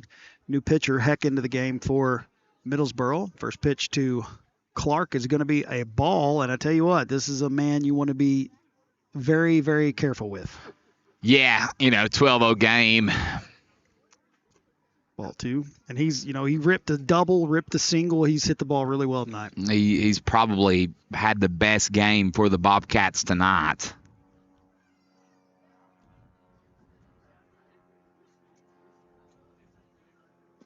Pitch is inside. If I'm not mistaken, that's ball three. I don't see it out on the scoreboard, but it is ball three. They're just telling Clark not to swing. That's ball four. And there's run number 13 as they'll trot home. That'll bring up number 1, Cooper Brock. I was glad when they changed that rule and started allowing walks to be considered RBIs? Yeah. Yeah, I agree. Because, if you're able to work that, that's... Yeah, that's a run plated. Strike there for Heck. Cooper Brock at the plate. He struck out looking back in the first, walked and scored twice since then. It's kind of been the theme. Yeah. The walks have hurt him. That's drilled out to center field. Center fielder looks like he's got a beat on it. He catches it. Runner going to tag at third and head home. He's going to score easily. That plate's run number 14. It'll be an RBI for Brock. That'll bring up number 13, Braden Carroll.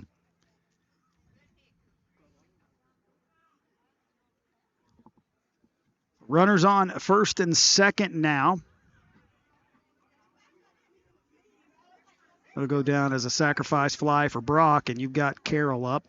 Carroll has had a 2 RBI single back in the second. He hit by pitch back in the first.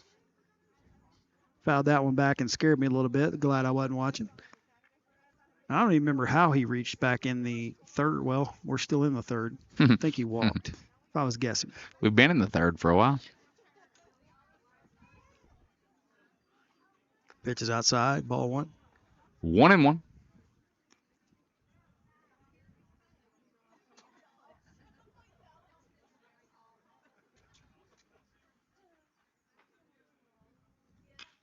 Drilled to the second baseman. He's going to scoop it, throw on to first. Not happening. A little high, and the run's going to come home. And that's going to be run number 15 as well, so I think that's going to do it. That will.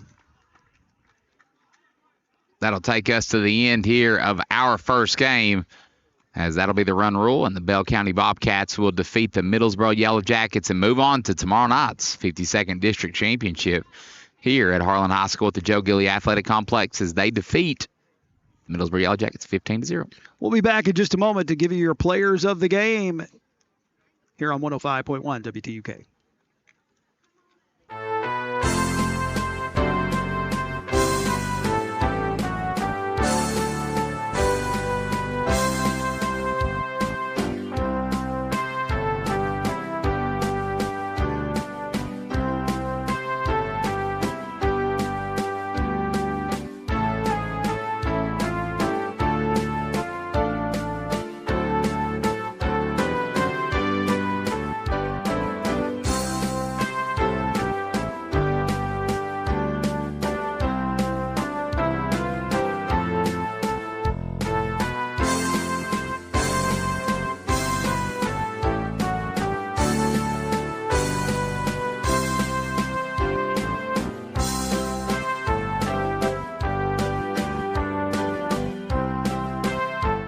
Welcome back to the Sazon Steakhouse 52nd District Tournament here in Harlan on 105.1 WTUK. That does it for game one. Bell County wins that one by a score of 15-0 after 3 innings of play. And we're going to have to bring you your Listen Be Law players of the game. Now, we're going to pick a player from each team here tonight. It's the way we're going to do it. And Who we said we were going to go with first for Bell County? For Bell County is number 8, Holden Clark. He just had a fantastic game. You can give the stats on that, but he was fantastic from the get. He got on base, I'm pretty sure, every time that he was at the plate, was aggressive on the base path, scored runs. I mean, he had a very good game as the leadoff spot, just led the way for the Bobcats. I feel like he kind of set the tone early. He did. For the He did. He hit a couple balls that were really hard, and just had overall, he had a fantastic game for the Bobcats tonight. So Holden Clark will be your player of the game for Bell County. Who are we going to go with for Middlesboro? For Middlesboro, it was the guy that got the lone hit for Middlesboro, and that was number 11, Isaac Harris. He hit the ball right on the button. He rocketed it. He did, and back in the first inning, hit it in the right center field gap there. And he's just a sophomore. He's obviously going to be really good. Bat 609 on the season, so he's going to continue to have a big impact on the Yellow Jackets as things proceed into next season, and he will be your Listen Be Law player of the game for the Middlesboro Yellow Jackets. So that's going to do it for game number 1 here on the Sazon Steakhouse 52nd District Tournament. But don't go anywhere, because we'll be right back with game number 2, which features Harlan County facing off against crosstown rivals Green Dragons here on 105.1 WTUK.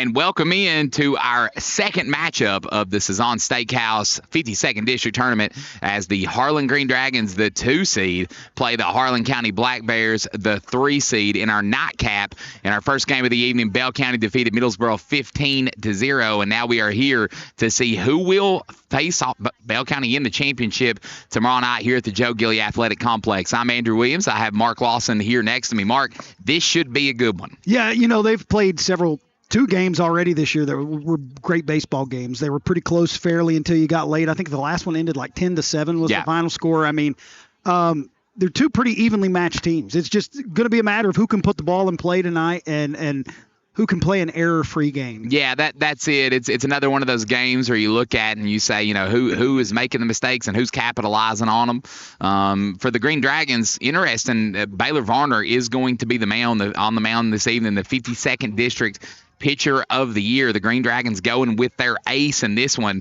knowing that really, there's no tomorrow if you don't win tonight. And that, I think that's one reason they are going with him, though, because you win this game, you're guaranteed to be in region no matter what. Yeah. And you can get Varner back to pitch that first game in region. Yeah. So why not make sure you get there? Because both of these teams have lost twice to Bell County. Yeah. The games have not been horrible, but I'm saying you got other capable pitchers, Eli Fry or Brody Owens. Yeah.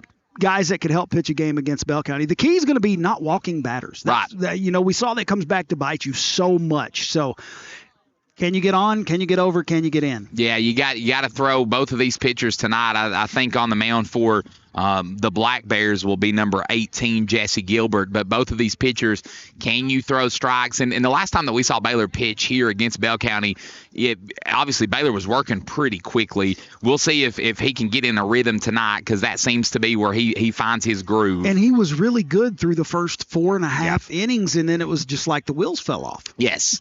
So here we go. First batter for the Black Bears will be number 3, Deshaun Smith. I think he was first or second team catcher of the year in the 52nd District Tournament, so he will lead off the Black Bears here. Senior for the Black Bears. Batting .269 on the season. He's going to step out and ask for time already. Step back in. Baylor's going to go to work. First pitch swung on, hit foul, back and out of play. Does not hit a vehicle. That's a positive. Tell you what, it has gotten really crowded here. Yes, it has. Really crowded. It has. Second pitch, swung and a miss. Strike 2. He was trying to call for time there. He just waited too long to try to call for it.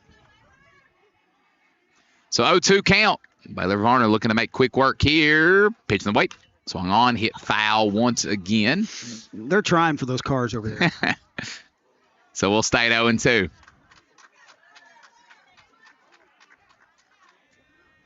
Smith will ask for time.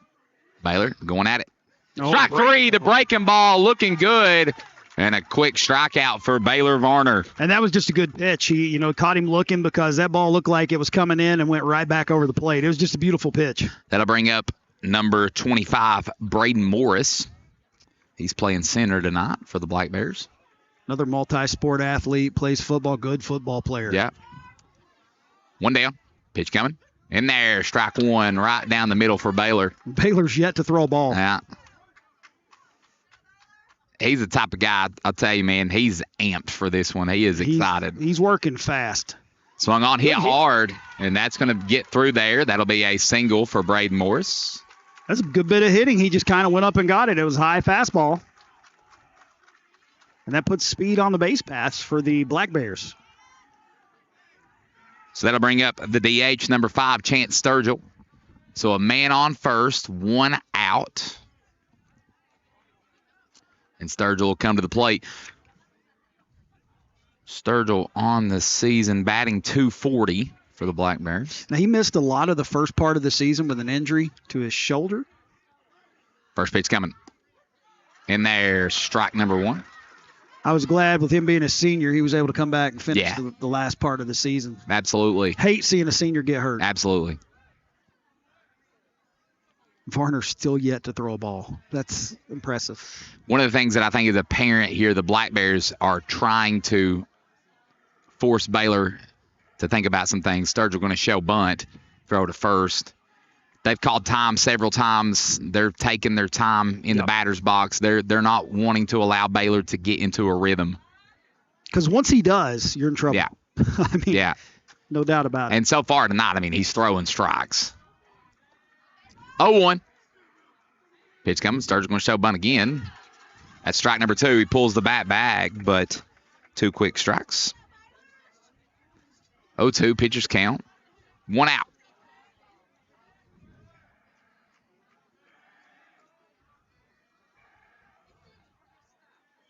Here comes the 0-2.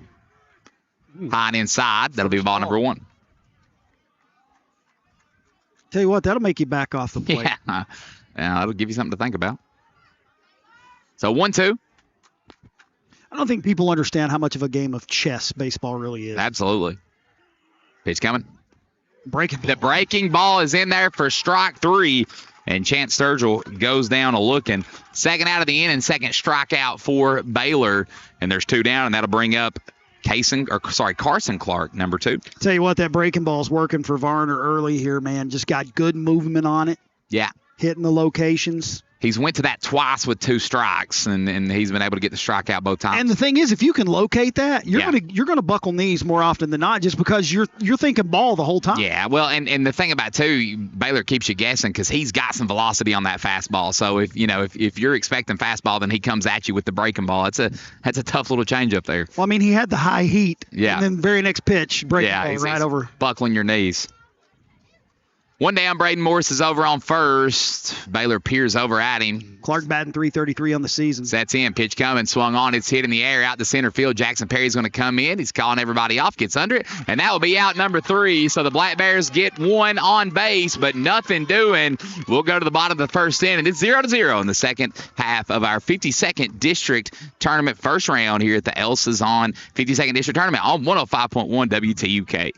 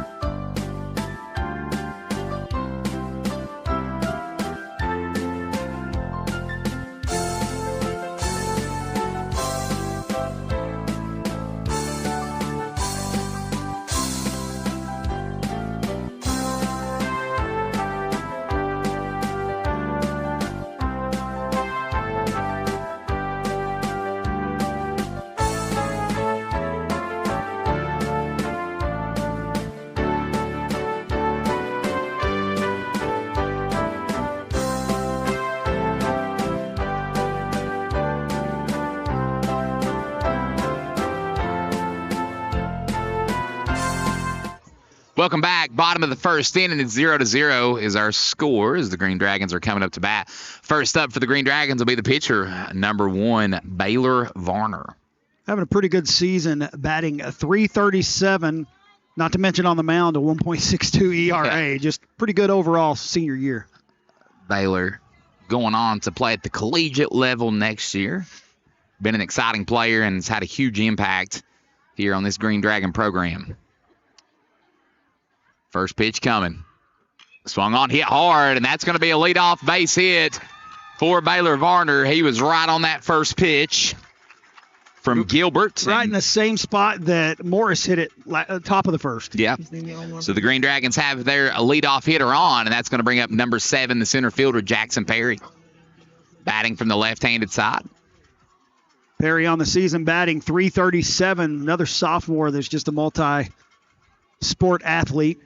On the mound for the Black Bears is number 18, Jesse Gilbert, here this evening. Pretty good season for him on the mound. I think I had it there a minute ago. Yeah, 2.48 ERA. And Baylor had a pretty good lead, and they'll throw over to keep him honest. Green Dragons looking to get things going here early on in this one. Baylor will take a couple steps off of first. Gilbert will look over at him. Gets a sign, settles in. First pitch coming is high. That bounces off the catcher's mitt, and Baylor's going to take second. So the Green Dragons already threatening with a runner in scoring position.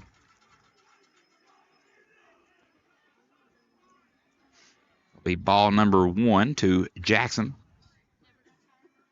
So runner in scoring position with no outs here in the bottom of the first. Yeah, if you're the Green Dragons, that's you couldn't script that better.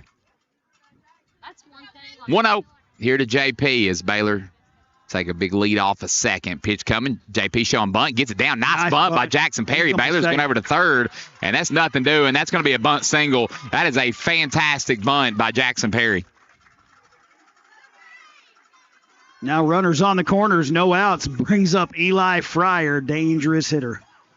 You got Eli batting in the 3-hole here for the Green Dragons, playing first base. He was a first-team All-52nd District tournament or 52nd District member. So runners on first and third here for the Green Dragons. Nobody out as they are threatening early. It's a huge crowd here on hand for this matchup. A lot of people excited about this one, as are we. Excited to be bringing it here for you. Gilbert gets his sign. Here comes the first pitch. Pitch in the weight. Breaking ball is a strike. Jackson Perry's going to steal second. Strike. Runners in scoring position. Strike number 1 to Eli. 0-1 count. Runners on second and third. Nobody out here. Pitch coming to Eli. That'll hit him. And so now the bases are loaded here for the Green Dragons. So yet to record an out, bases are loaded. And coach for the Black Bears is going to have to go out and have a talk with Gilbert, trying to settle him down here. It's a tough position to be in if you're Gilbert. I mean, this is a huge moment. Obviously, the stands are packed. Gilbert's had a fantastic year.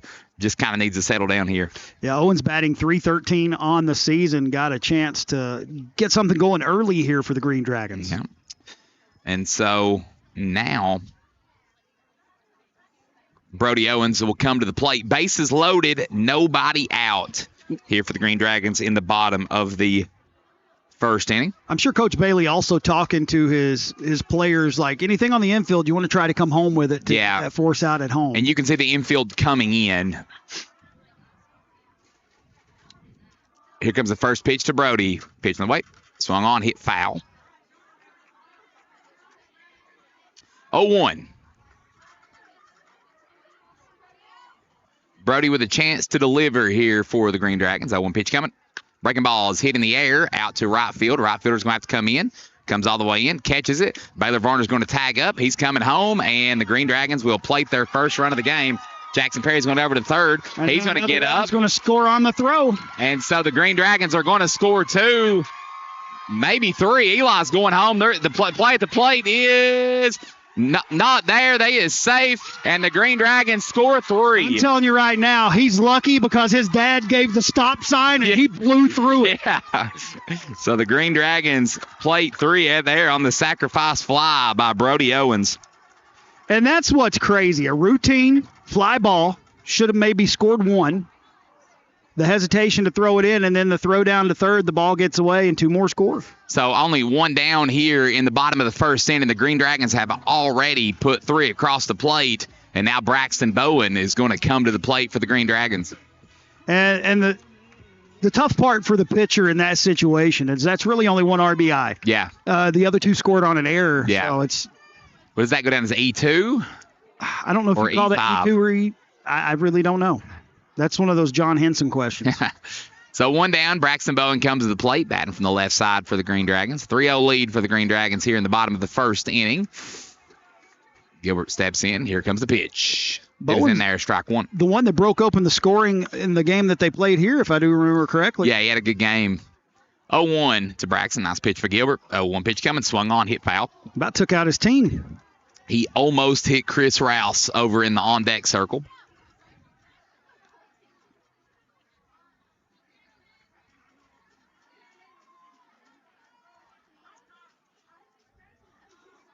Base is empty, one away. 0-2 to Braxton Bowen.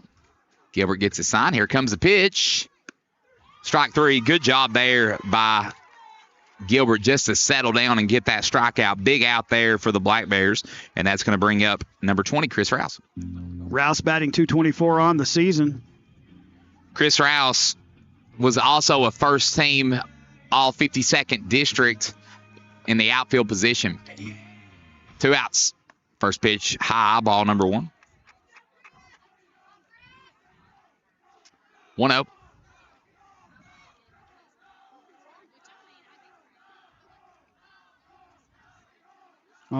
The no call that we remember from the last game that we called here.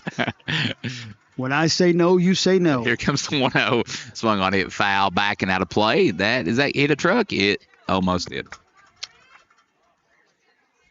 1-1 count.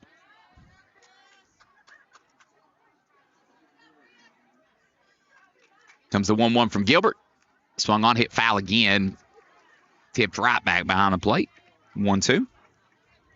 If you're Gilbert, you just want to get this last out, get out of the inning, as limited with damage as you can. Yeah, he's just trying to settle this thing down here. 1-2 pitch coming from Rouse. To Rouse. It'll be a ball high, 2-2.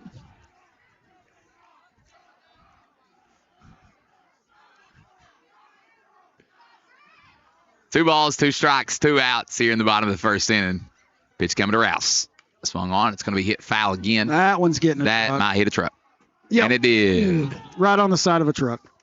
Man. Gray truck parked out there. It actually ricocheted off of it and hit another truck. Here we go. That one just a little bit low. Gets past the catcher. That'll be ball 3. So we'll go full count. 3-2. I just kind of feel like I need to yell no right now for some reason.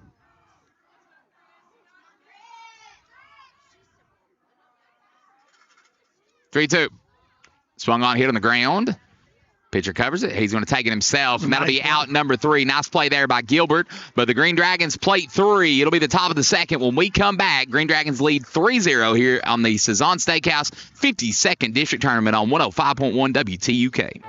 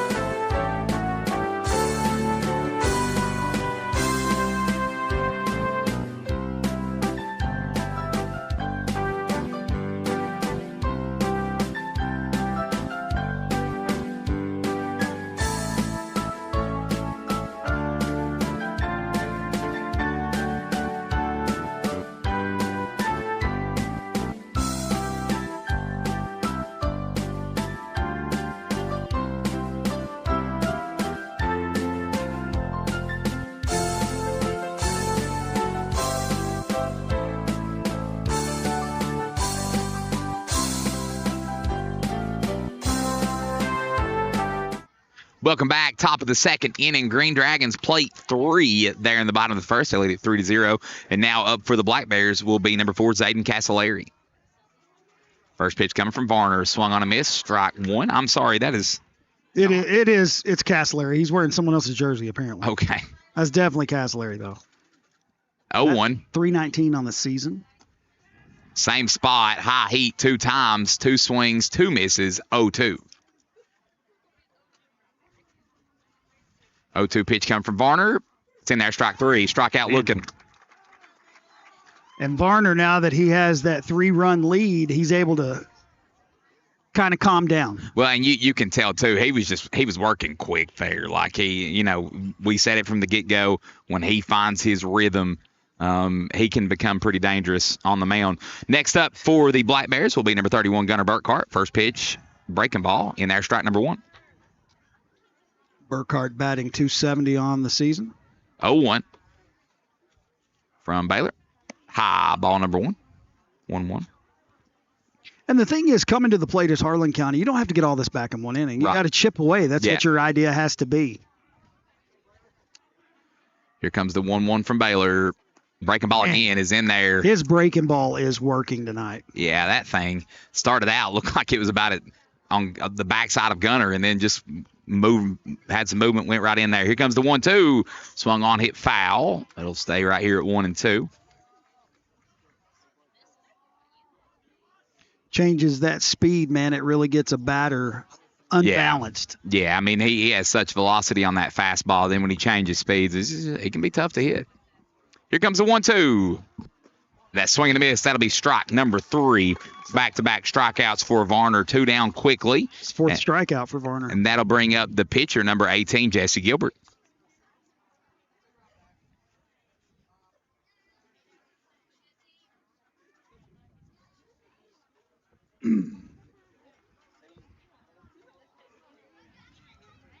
Comes the first pitch to Gilbert. It's high, ball number 1.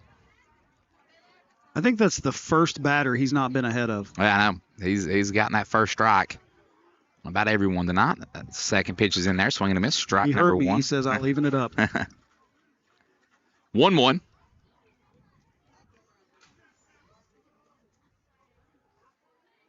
Gilbert batting .236 on the season. Swinging a miss. Strike 2 on the high heaps. 1-2 count. Baylor looking to strike out the side and get out of this one quickly. 1-2 pitch coming. That's high, ball number 2. Evens up the count at 2-2. 2 balls, 2 strikes, 2 outs. Pitch coming. That's in there. Strike number 3. 1, 2, 3, they go. Baylor struck all 3 of them out. It's the middle of the second. We'll be right back here on the Sazon Steakhouse 52nd District Tournament on 105.1 WTUK.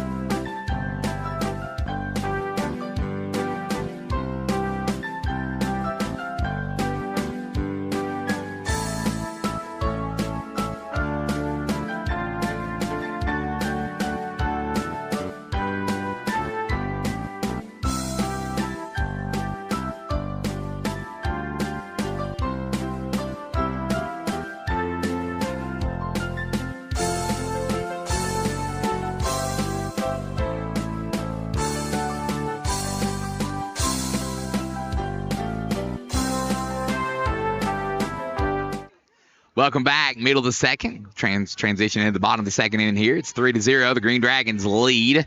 Up to the plate now for the Green Dragons will be number 24, Caden Jackson. Awesome young man. First pitch coming, swung on, hit foul, out of play.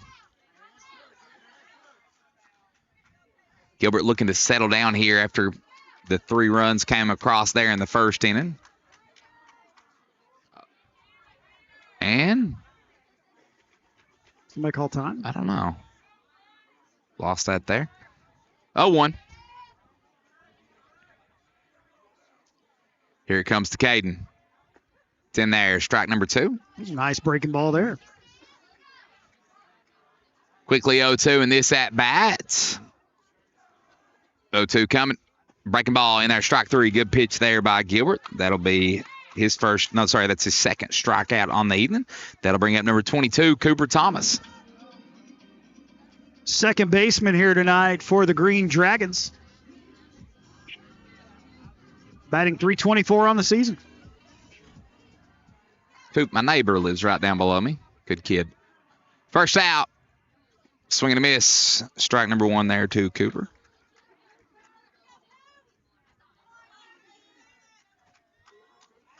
Oh, 1. That is a little outside. Ball number 1. 1-1 count. I think the key to this one is, can Harlan County come back and get out of this inning unhurt? That swung on and hit out. So it looks like a little blooper to the right fielder get to it. He cannot. And Cooper will have a single on a little bloop hit there. We scored that a single, wouldn't we? Yeah, that was a good try to get it there from the right fielder. I think, is that Caden Adams out there? I'm not really. No, that's Colby Shepard. He made a good break on it. Almost got to it. Yeah. It just fell short. Cooper just blooped it out there. I've always said, I call those duck snorts. Yeah. That's what we always called those in baseball, is a little duck snort. It just kind of falls in there. Why that it ended up being called that, I have no clue. So now Jake Brewer will be at the plate, 1 out. Cooper Thomas over on first. Gilbert will peer over at him. Gets the sign. First pitch coming. Swing and a miss. Strike number 1. Green Dragons will be back to the top of the lineup here after Brewer.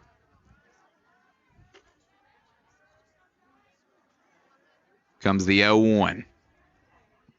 That is high. Ball number 1.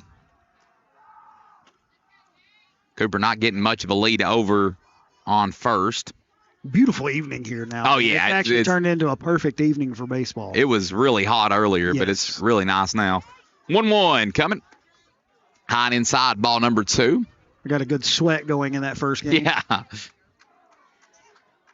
2-1. I think we get paid double for the hot games. I think so. That's what Sean said earlier. They'll throw over to first. You all wanted paid? Oh, you silly man. We'll talk terms later. 2-1. Comes a pitch from Gilbert. That's fouled off. Right back here behind us. That'll even up the count, 2-2. Close to that camera. Listen, if we lose that camera, you're not getting paid. Just a heads up there. Okay. Come on, camera. Be safe. Yeah, it's got to hang in there. 2-2 the count. 1 away in the inning. Gilbert to look over at Cooper. Here comes a 2-2 pitch. That is high. We'll go full count, 3-2. Good job here by Jake Brewer working the count here. See what happens. Quick, 3-2. That's low and outside. Ball number 4. So that'll be a walk for Jake. So 2 on and 1 out, and that'll get us back to the top of the lineup. Baylor singled earlier. First pitch. Yeah, and he's going to see if he can deliver and help himself out here in the bottom of the second inning.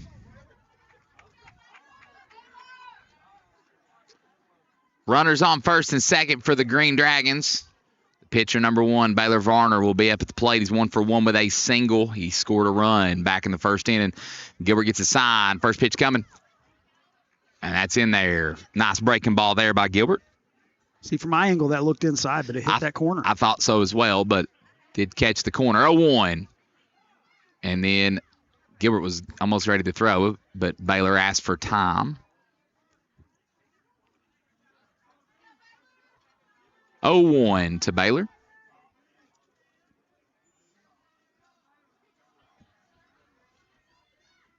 Here comes the pitch. Swung on, hit hard right up the middle. That's going to be another base hit.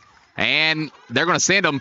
Here comes the runner all the way home, and Cooper Thomas will score a run. So that'll be an RBI single for Baylor Varner, and he delivers again.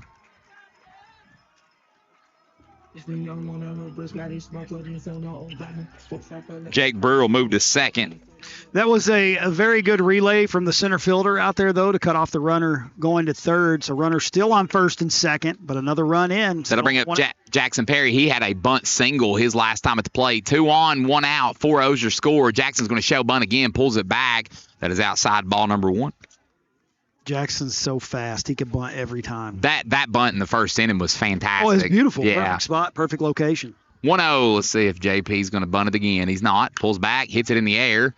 It's going in the left field line. Gunnar Burkhart's trying to get to it. He's not going to. That's going to be out of play. I like the hustle, though. That'll even up the count, 1-1.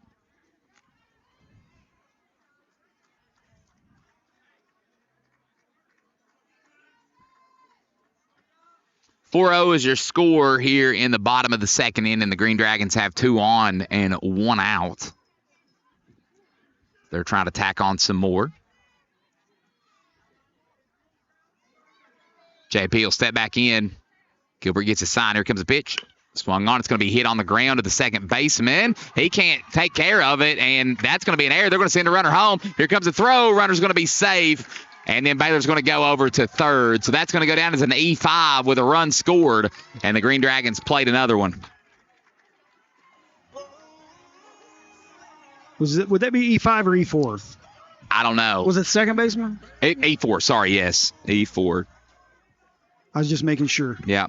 So now you got runners on the corners. So, and you have runners in the corners with 1 out, and that'll bring up Eli Fryer. You got a dangerous hitter at the plate right now.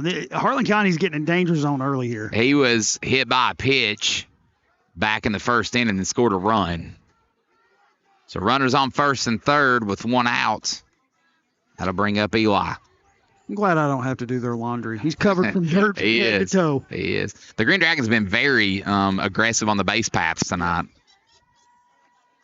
See if JP tries to steal here, if they even try to hold him on. Here comes the first pitch. Swung on, hit on the ground. Is that going to get through? It's going to, and that's going to be an RBI single for Eli Fryer as the Green Dragons played another one. Varner comes home. Makes it 6-0 Harlan. Still just 1 out. That's going to bring up Brody Owens. Brody Owens got the thing started back in the first inning. He had a sac fly. And it looks like that the Black Bears are going to make a change. It looks like they're going to go to Castellari, so it looks like. Zayden Castellari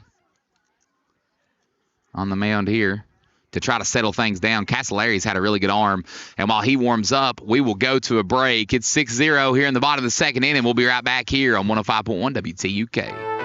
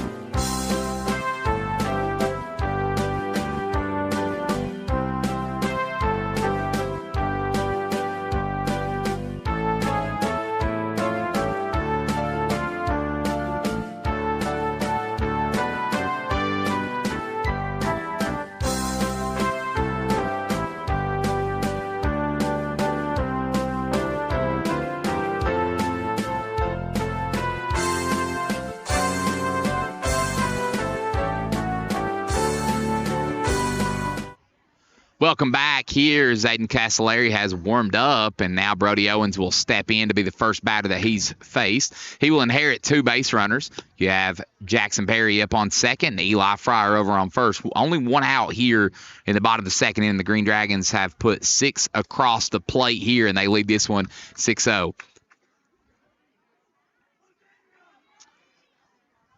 He's the one that hit the sacrifice fly that ended up scoring 3 because of the throwing error back in the first inning. Brody will step in.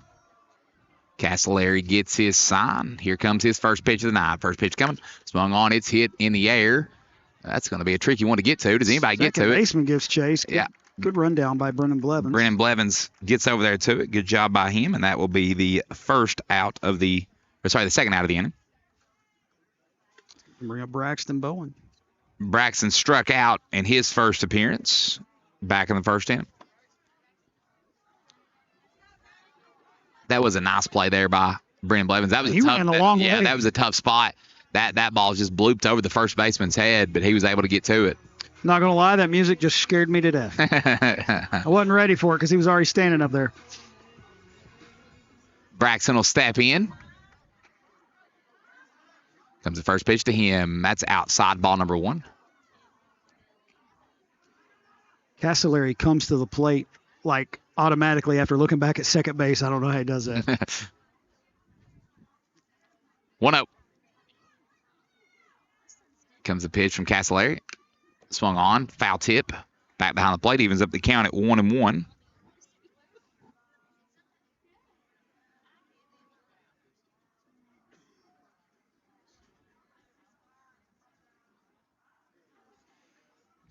New baseball for Castellari.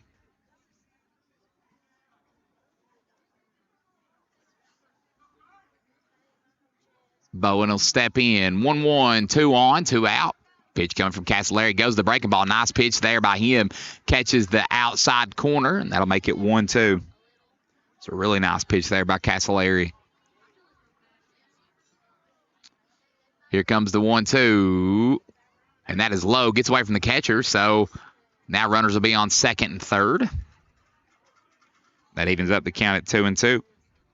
Eli will go to second. JP will go to third.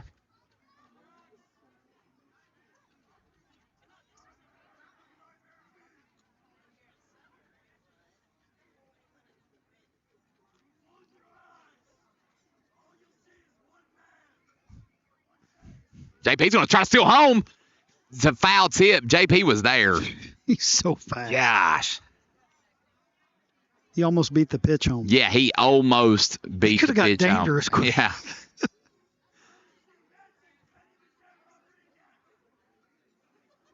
Someone just called out Benny the Jet Rodriguez.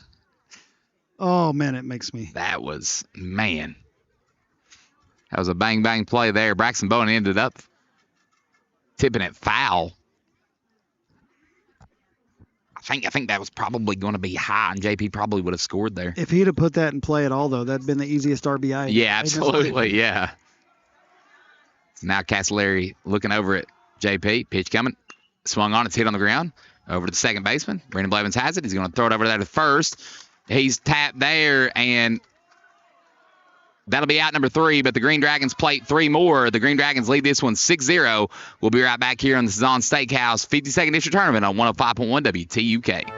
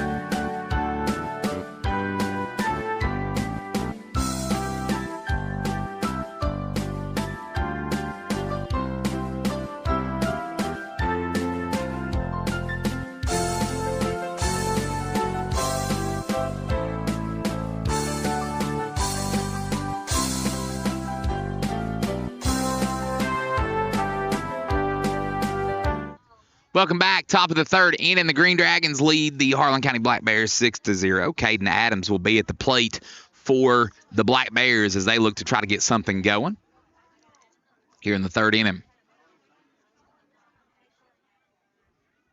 Caden will ask for time for just a moment as he steps in, and here comes the first pitch from Baylor Varner. That is outside, ball number 1. We said that earlier, Mark. One of the things he's done really well is just get ahead of batters early in these counts. Doesn't do it that time. Adams batting .315 on the season. They'll try to slow. Caden will try to slow Baylor down a little bit. Little chess match here. Comes the 1-0. Strike number 1. Swing and a miss. 1-1. Evens up the count. Adams will step back in. 1-1 on the way. Swing and a miss. Strike number 2. Thing you have to remember here, if you're Harlan County, like I said last inning, you can't get it all back in one inning. You don't need to think like that. You just got to chip away. That's what Harlan's done. Comes the 1-2. Swing and a miss. Strike number 3. Caden Adams will strike out swinging. Warner is dealing tonight. That's his 6th strikeout thus far, and that'll bring up the second baseman, number 10, Brennan Blevins. Blevins the one making that nice play there. Yeah, fantastic play there. Bottom of the second inning.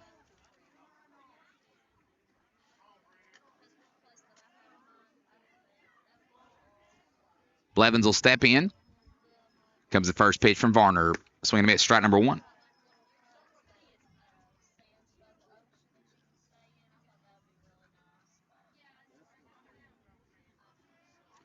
Comes the 0-1 to Blevins. I think that almost hit his hand. It's going to go down as a foul ball, but that's tough. Came in on him. 0-2.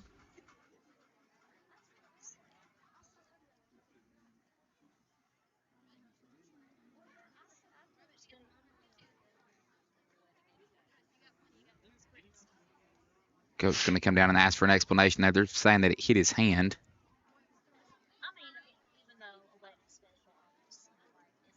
See if they change it here. See, the thing is, though, if it hits part of the bat as well, it's, from my understanding, it's a strike. Yeah. It's a foul ball. See what they say. Now, if it only hit his hand, he'd be awarded the base. I don't know how that works. They're going to talk about it here. Home plate ump's going to go out and talk to the guy over at first. See what they come up with.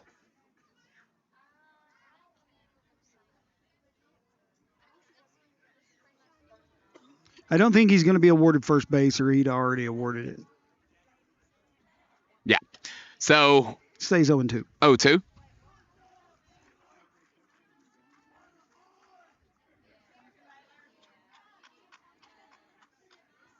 Comes the 0-2 from Baylor. Swing and miss, strike number 3. And that'll be strikeout number 7. And that will bring up Deshaun Smith. Deshaun Smith. We're back to the top of the order here for the Black Bears. 2 down here in the top of the third. 6-0 Dragons lead. Smith will step in. He struck out his last time at the plate. Back at the first inning. First pitch to him. It's a breaking ball. It's foul tip. Strike number 1. 0-1. Baylor's going to ask for a... No, they're just going to... Talk about it. Brody's going to talk about it here.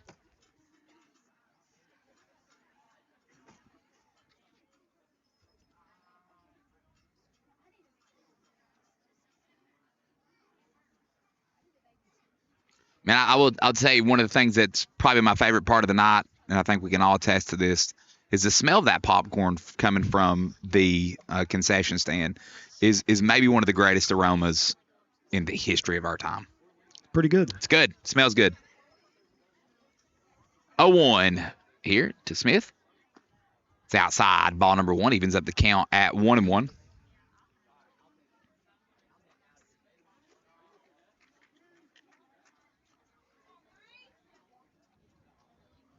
One pitch coming to Smith. That's high. Ball number 2.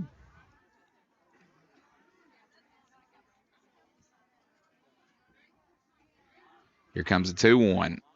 Swing and a miss. Strike 2. Got him chasing that high heat there.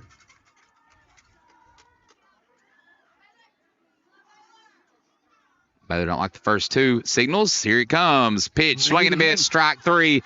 He has struck out his last 6 batters, and that'll do it here in the top of the 3rd inning. The Green Dragons lead 6-0. We'll be right back here on 105.1 WTUK.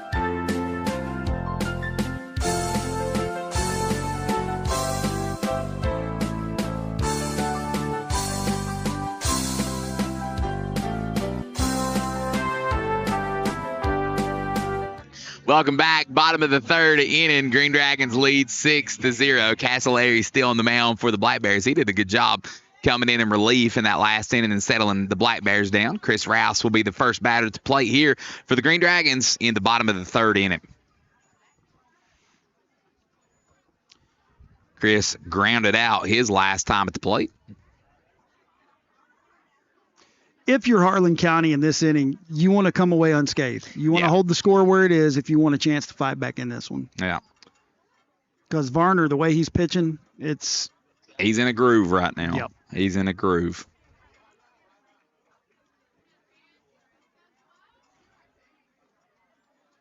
Chris Rouse will step in for the Green Dragons. Comes the first pitch from Castleberry.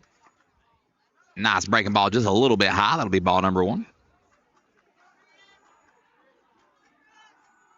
1-0. Here comes the pitch for Castleberry. Swung on, hit foul. It's the top of the net. Evens up the count 1-1. I'm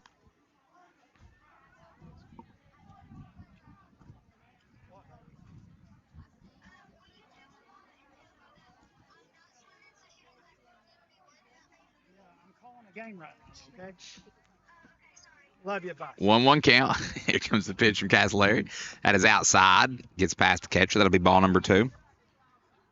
I just got a FaceTime call from my daughter asking me to text my wife to let her know that she was night swimming. Why she didn't FaceTime my wife, I do not know. Well, she just, wanted you to be the middleman. Oh, children. So, April, if you're listening, Maisie is not swimming right now. I could almost guarantee you money April is not listening. Chris Rouse sets it up in the air. A little bloop shots, and Black Bears are able to get to it. That'll be out number 1. That's a good break by Colby Shepard in the outfield. The Green Dragons did a couple of those, just little bloop shots, but the Black Bears have done a pretty good job of getting out there quickly, getting a good beat on them, and getting those outs. So out number 1, that'll bring up number 24, Caden Jackson. He struck out in his last at-bat.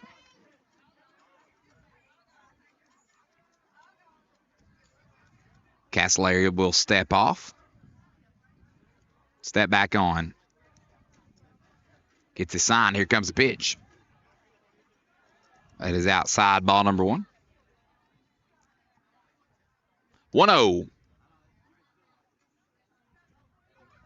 It is a packed house here at the Joe Gilly Athletic Complex for this one.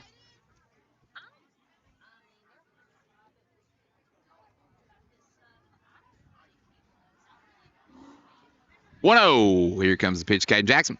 It's outside, ball number 2. Castellari's done a really good job for the Black Bears, just settling things down since he came in. He really has. 2-0. That is high, ball number 3. So a hitter's count here, 3-0. Mark, where do you stand on the you got a 3-0 count? Are you taking all the way? I mean, I thought that's the most likely time for a pitcher to throw a strike. I mean, I would, but I suck at baseball. So. 3-1, as Castellari does exactly as said. Throws one right down Main Street. You almost have to make them throw you at least one strike. 3-1. That is hit in the air. That's gonna right fall over the pitcher's head. Falls, and then there's not a play there. Is Caden Jackson? How are we ruling that one? Is that I mean, that's a single. That's just a little bloop infield single. Bloop single.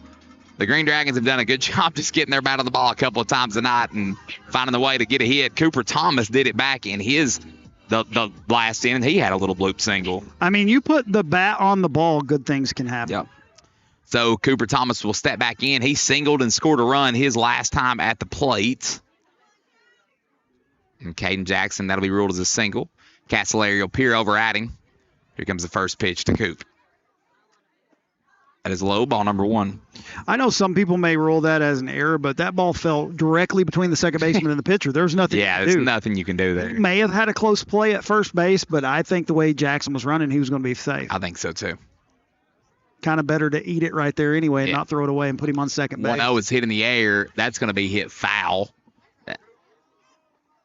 And it falls. I didn't hear glass. I didn't hear it hit anything, so that'll even up the count at 1-1. 1 ball, 1 strike, 1 out here in the bottom of the third of the beautiful night at the Joe Gilly Athletic Complex in the opening round of the Sazon Steakhouse 52nd District Tournament. They'll throw over to first to keep Caden Jackson honest. Not a bad pickoff move right there by Castellari. It's pretty quick. It gets there quickly.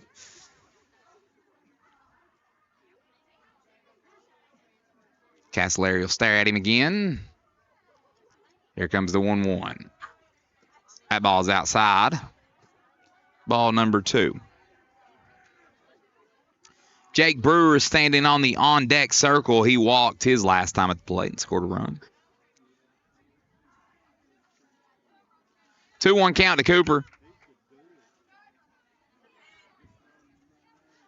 Castellari gets his sign. Here comes the 2-1. Swung on, hit on the ground, little nub shot. Is that going to get through? It's not. Brendan Blevins is going to throw it over to first. That'll just be a fielder's choice there.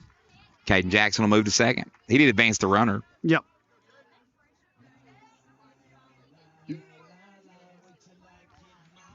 For the second out of the inning, and that'll bring up Jake Brewer. As I said just a second ago, Jake walked and scored a run his last time at the plate. Green Dragons trying to get a little 2-out magic here in the bottom of the third inning.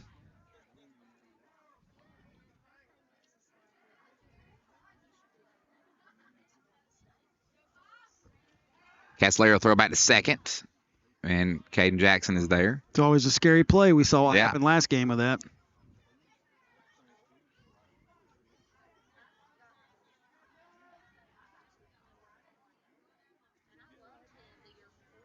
Here comes the first pitch to Brewer. That is in there, strike number 1. A little delayed reaction there. I'm having a hard time telling if it's a ball or strike.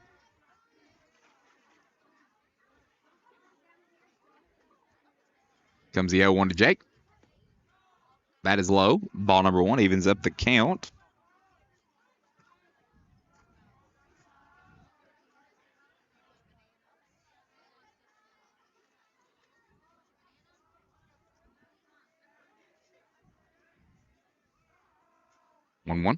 Outside, ball number 2. I'm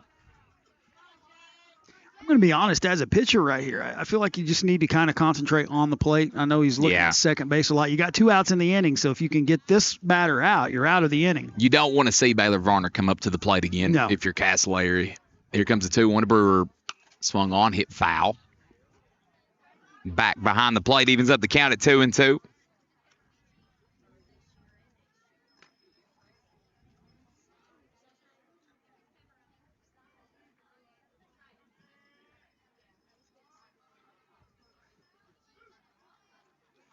Two and two. Comes a pitch to Jake. Breaking ball is in there. Strike number 3. Looking, ball's on the ground. They'll throw it over to first. Throw is there. That'll be out number 3. So nothing doing for the Green Dragons this inning. We'll be back here for the top of the 4th on 105.1 WTUK.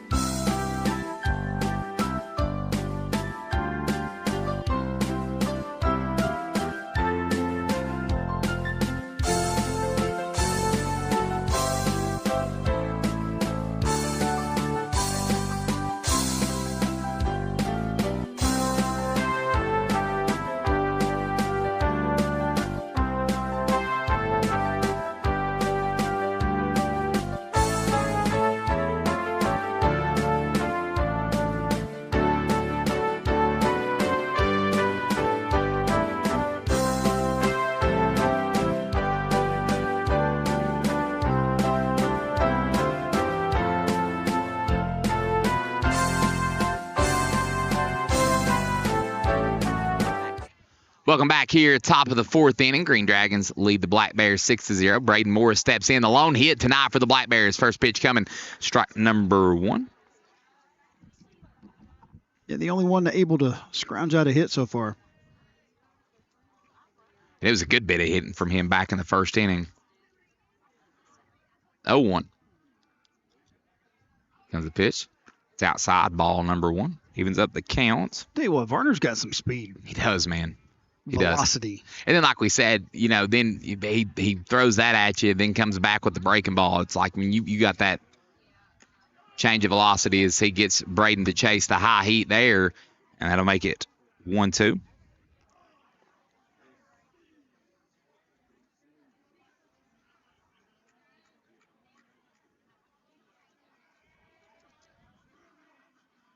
Here comes the 1-2. Swung on, hit in the air, out to left field. Shortstop under it, gets it, and that will be out number 1. It was a good job going back on that to catch that one. That'll bring up Chance Sturgill. Jake Brewer playing short. He struck out his last time at the plate. Yeah, good job there by Jake Brewer. That's a hard play to make, backpedaling like that. Yeah. Jake got a good beat on it, the senior. So 1 down here for the Black Bears in the top of the 4th inning. Here comes the first pitch to Sturgill. Slow, ball number 1.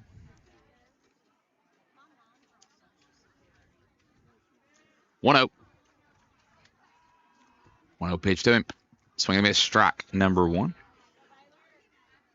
He's just dealing tonight. He is, man. He's in the zone. 1-1. Swing and miss, strike 2.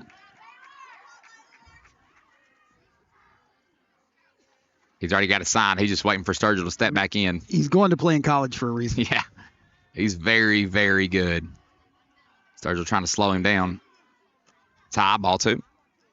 Trying to get him to chase that high heat once again. Evens up the count at 2-2. Sturgill just trying to get Varner to think about it a little bit. Comes to 2-2. Foul tip. Good job by Sturgill there, just getting his bat on that one.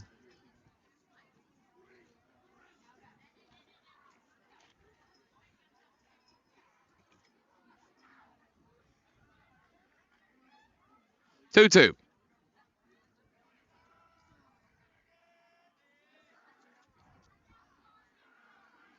Here he comes. Just misses high. Goes full ball 3. Sturgill trying to be the second base runner for the Black Bears here tonight.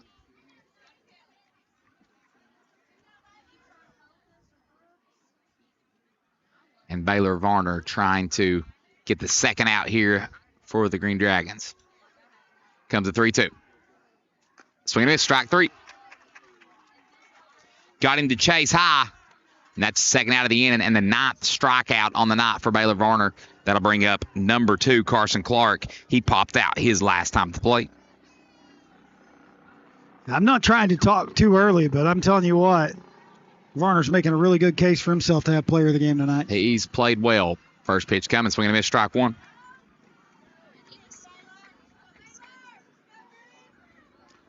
Oh, 1. Comes a pitch to Clark. Outside and high, ball number 1.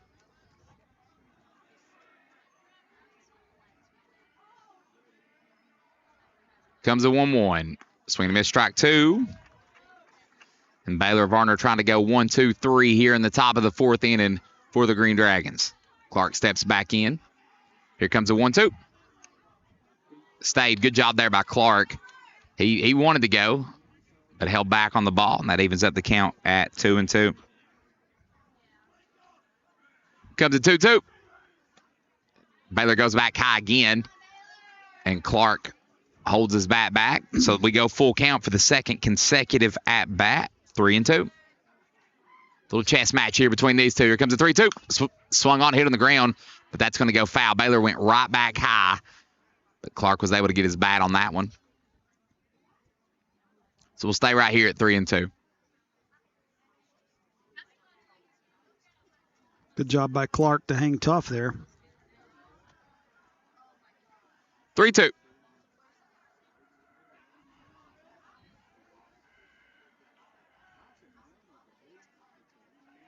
Here we go. 3-2. Swing and a miss. Strike number 3, and that's strikeout number 10. It's the middle of the 4th inning. We'll be right back here in the Sazon Steakhouse 52nd District Tournament on 105.1 WTUK.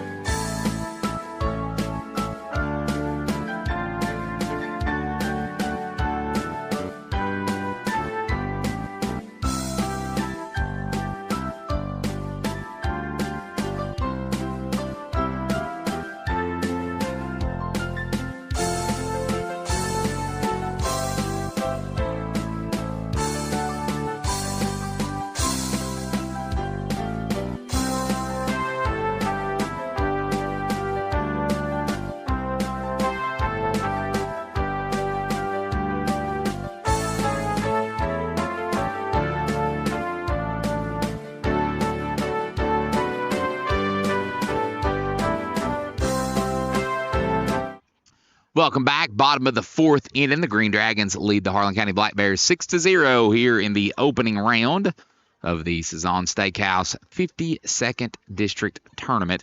Green Dragons are back to the top of their lineup. Number 1, Baylor Varner has had himself a night. He is 2 for 2 on the evening with 2 singles and an RBI. And he's pitching the lights out. And he's pitching fantastic. But I'm going to tell you, Castleri's done a very good job for Harlan County. Pitcher versus pitcher. First pitch coming. Swung on, hit foul. It's going right back to those trucks. Yeah. I know where I'm never parking. There. So, 0-1 here to Baylor. That pitch is high, ball number 1.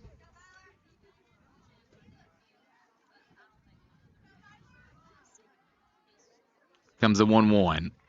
That swung on. It's hit in the air to center. Center fielder tracks back to get it. And that is out number 1. So the first time Baylor Varner has gotten himself out on the evening. And that'll bring up Jackson Perry, who is, what did he do back in the second inning? Did he? Jackson Perry reached on an error? Yeah. Had a bunt single way back in the first. First pitch come to JP. Swung on, hit right back at us. Foul. Strike number 1.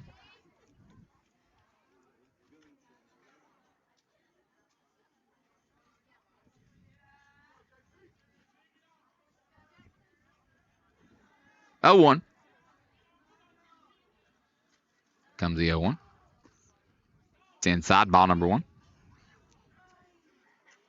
Jackson had that dynamic play where he almost stole home back in the second inning. 1-1.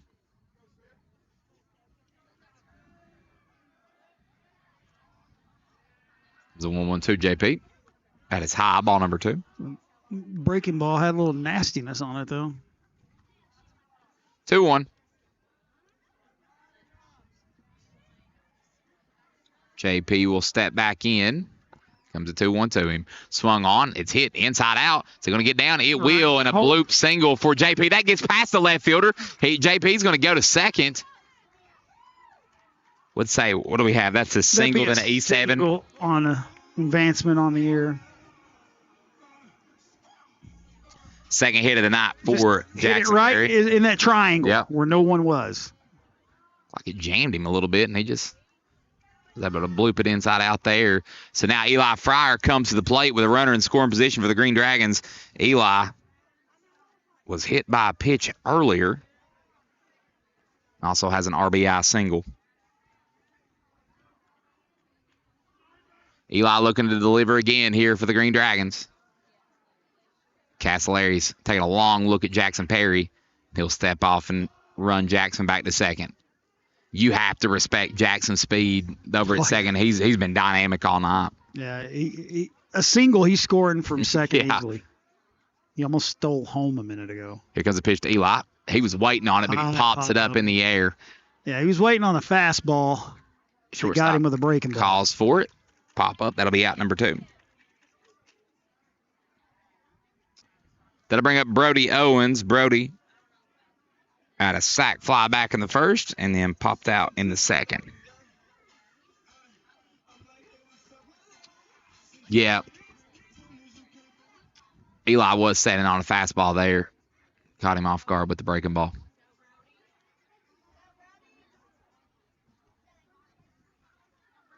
Castleri's gets his sign.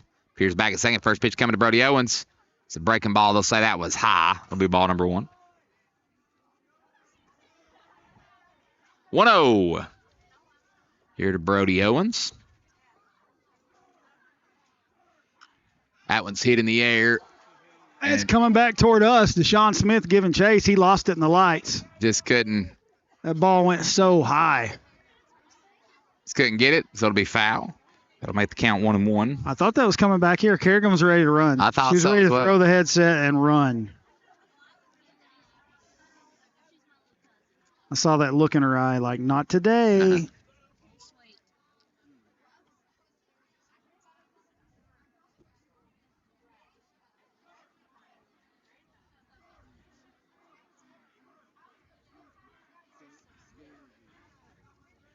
1-1, 2 outs. Comes the 1-1. Swung hit on the ground. Brody hits it. Gunnar Burkhart makes a play. Throws over to first. It's low, and it's going to be past the first baseman. That's going to score another run there for the Green Dragons as Brody Owens is going to second. So Jackson Perry will score. We're going E5 there. Yep. That'll bring up Braxton Bowen. He's 0 for 2 on the evening. Struck out his first time at the plate and then grounded out back in the second.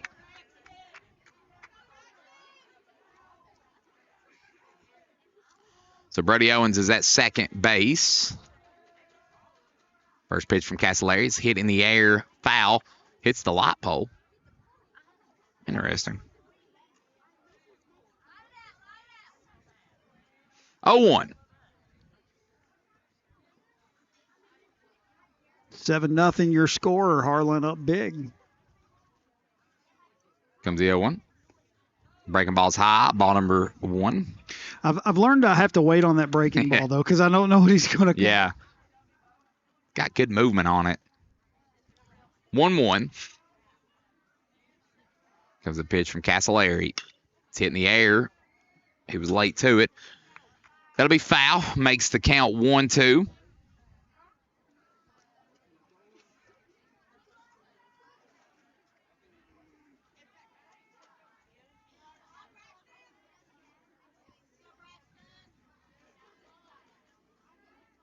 Catcher will call time.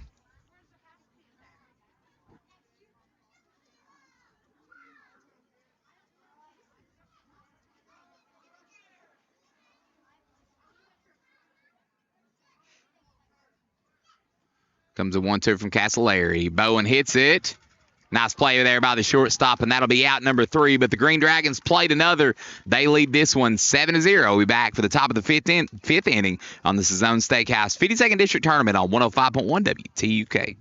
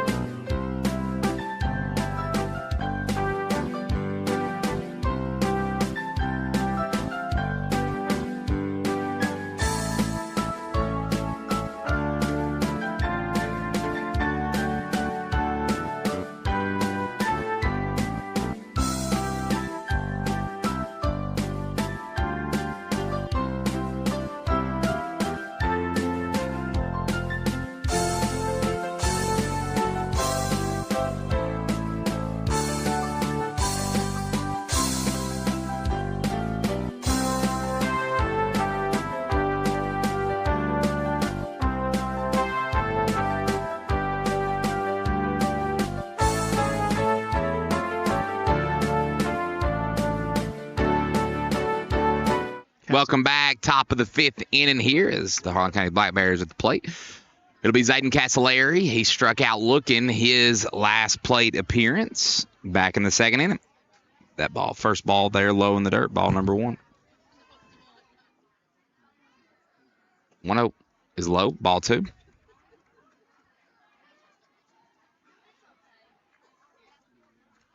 Comes a 2-0. Swung on, hit foul. Right back behind us. One of the things that we saw in the Bell County game when they played early in the year, the Green Dragons, as the longer the game went on, Baylor did have some control problems. As it got later in the game. As it got later in the game, we're starting to see some of these at-bats go a little bit longer, so we'll see if that has an impact here, as that's ball 3. 3-1 is high, and that'll be a walk. Castellari will be the first base runner for the Black Bears since the first inning, and that will bring up number 31, Gunnar Burkhart. He struck out swinging his last time at the plate in the second inning. We're starting to see the ball drift a little high on Baylor here. Black Bears will use a pinch runner over at first. Baylor will look over at him, and Burkhart will ask for time. So leadoff runner on for the Black Bears.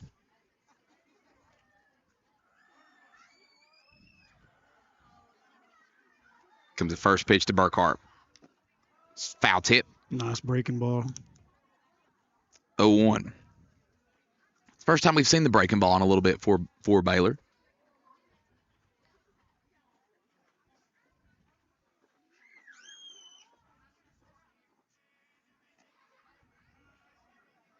Oh, 1. I hear Adam Sandler somewhere. I don't know if you heard that. Burkhart will step back in. Baylor will peer over to first base. Gets his sign. Here comes the pitch. Breaking ball again. Another foul tip. 0-2.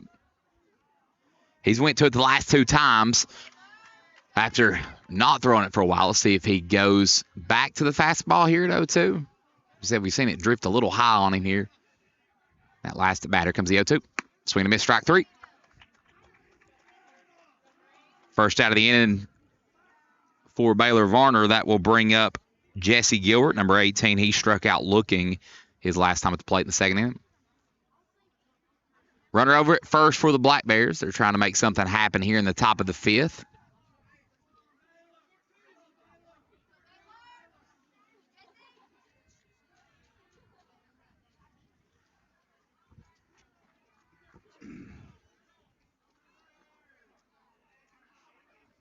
Baylor will peer over to first. He'll throw over to first. And that ball's going to get past Eli Fryer. And Black Bears will have a runner in scoring position over at second. First real mistake we've seen on the evening for the Green Dragons.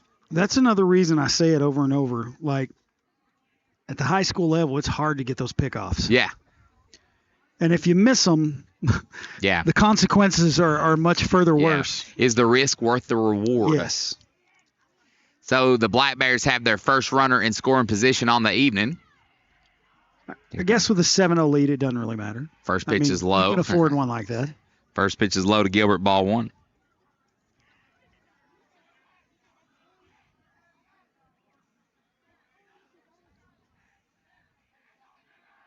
Comes the 1-0. Foul tip. Strike 1.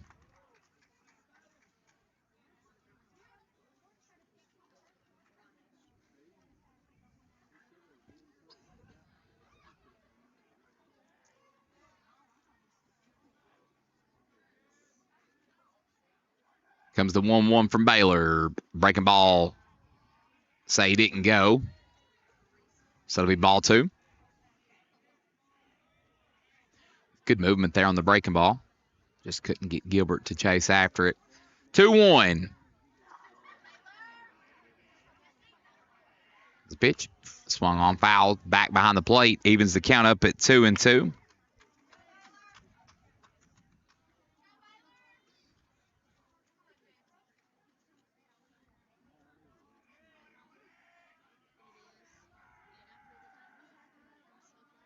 Runner on second, 1 out. 7-0 lead for the Green Dragons. Here comes the 2-2 from Baylor Varner. Ooh, that gets past him. Brody Owens throws the third. They got it. That's an easy play over at third base. Nice throw there by Brody Owens to get the runner at third. That ball, I'm not sure who the pinch runner was, but that ball bounced off the backstop so quickly that Brody was able just to get it over there. One thing at this field you have to be wary of, because that backstop is closer than it is at HC. Yeah. So it bounces back a lot quicker. 3-2, full count here to Gilbert. Here comes the pitch from Varner. That'll be fouled off. Gilbert stays alive. Nice job there by him. Just keep it going.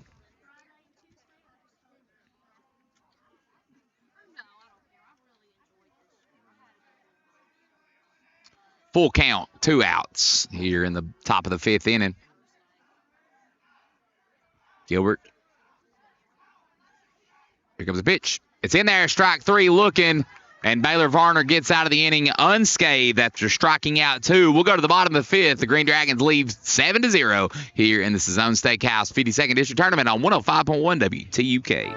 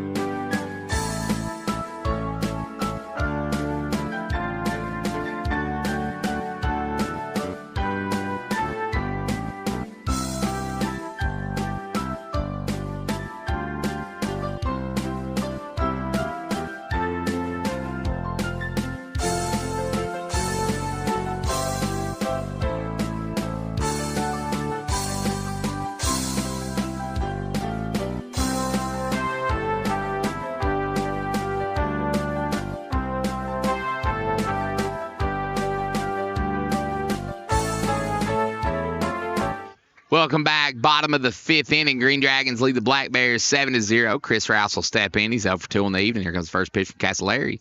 Breaking ball is high. Ball 1.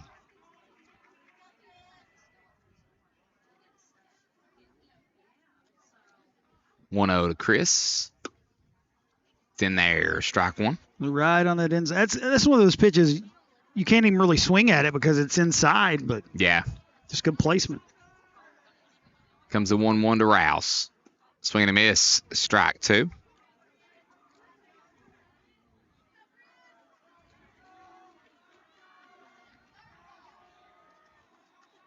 Comes a 1-2 from Castleberry. That is high. Evens up the count. 2-2. Castleberry's done a really good job for Harlan County since he came into the game. Really has helped the Black Bears settle down. Comes a 2-2. Outside, full count, ball number 3. Castleberry thought he had the strikeout there. Guess that didn't catch the outside of the plate. Here comes a 3-2. Swung on. Chris Rouse stays alive. Fouls it off back behind the plate. 3-2.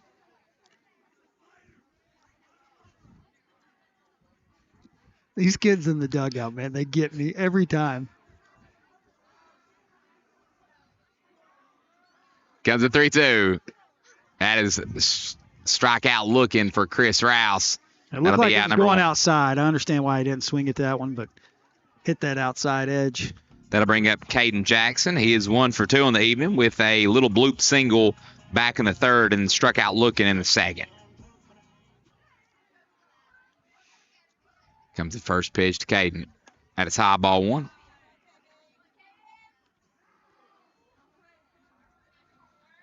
And when Rouse fouled that one off to stay alive, I heard someone say, "He's a fighter." 1-0. It just got me. I was not ready for that. The second pitch is high, ball 2.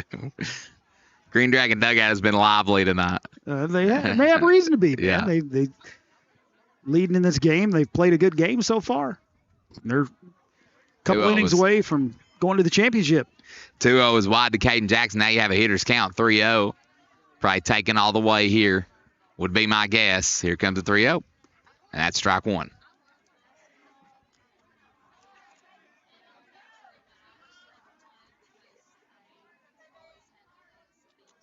Comes the 3-1 from Castleberry. Swung on, hit foul. Good job by Castleberry to battle back here. Full count, 3-2.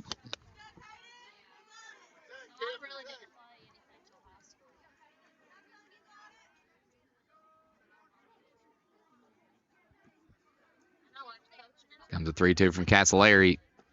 That is a strike on the outside corner, and that'll be strike number 3. It's okay. Jackson will strike out looking, and that'll bring up Cooper Thomas. I think he thought that one was coming in a little low.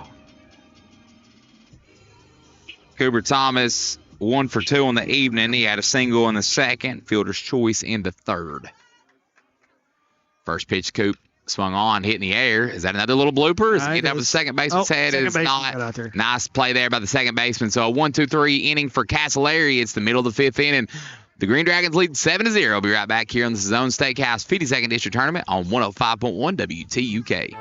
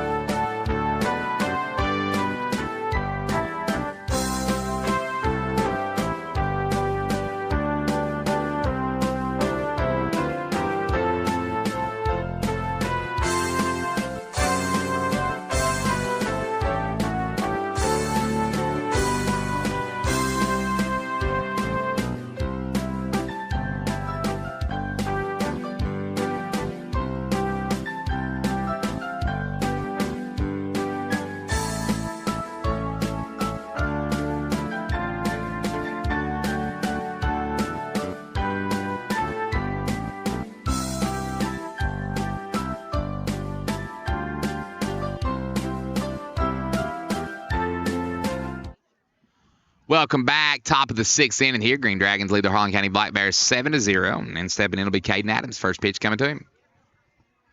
As a strike. I swear that I went to right ball, and then I saw him making the motion. Yeah, it took me a minute to call it 0-1. Adams swinging a miss, strike 2. Other Varner's got Caden Adams down quickly, 0-2.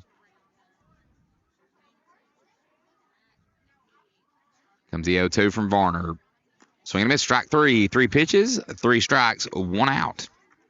Strikeout swinging for Caden Adams. That'll bring up Brennan Blevins. He struck out back in the second inning.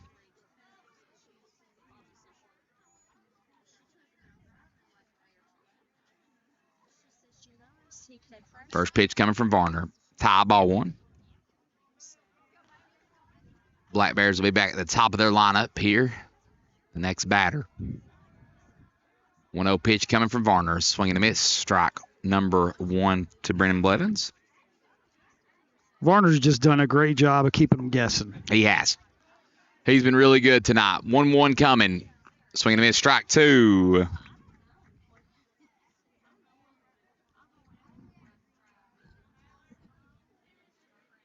Here comes the 1-2 from Baylor. Swing and miss. Strike 3. And Brennan Blevins will go down swinging. That'll be the second out of the inning, and that'll bring us back to the top of the lineup for the Black Bears, and that'll bring up Deshaun Smith. He is 0 for 2 on the evening with 2 strikeouts. 14 strikeouts on the evening for Baylor. He has been good. Here comes the first pitch from Varner. Strike one.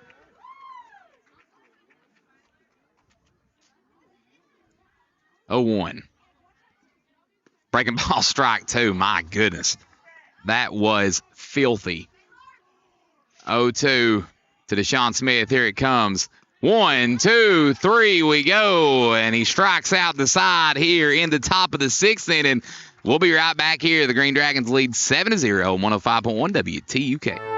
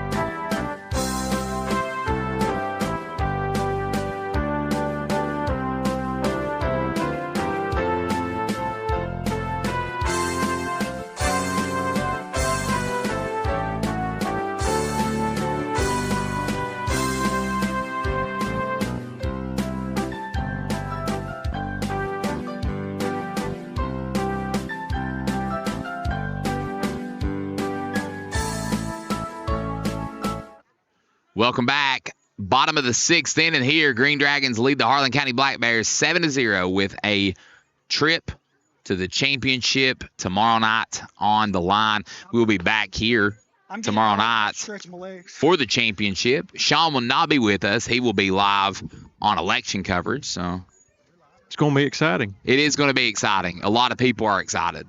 I'm excited. People have texted me all evening saying we cannot wait to hear Sean Burnett. This time tomorrow, election coverage. There's going to be some very happy people. Yes. And some very, very mad people. That's true. So that's true. And that's what makes it great, right? Oh, yeah. Green Dragons will be batting 9-1-2 here. We'll start off with Jake Brewer. Jake walked in the 2nd, struck out in the 3rd, and now he is up here in the 6th. I will say this is one election this year that I'm kind of happy. If it went a couple different ways, I'm kind of happy. It's several guys running that are great. Ball high, ball number 1. As the Green Dragon dugout comes alive here in the bottom of the 6th inning, 1-0 pitch coming. Swing and a miss for Jake Brewer, strike number 1.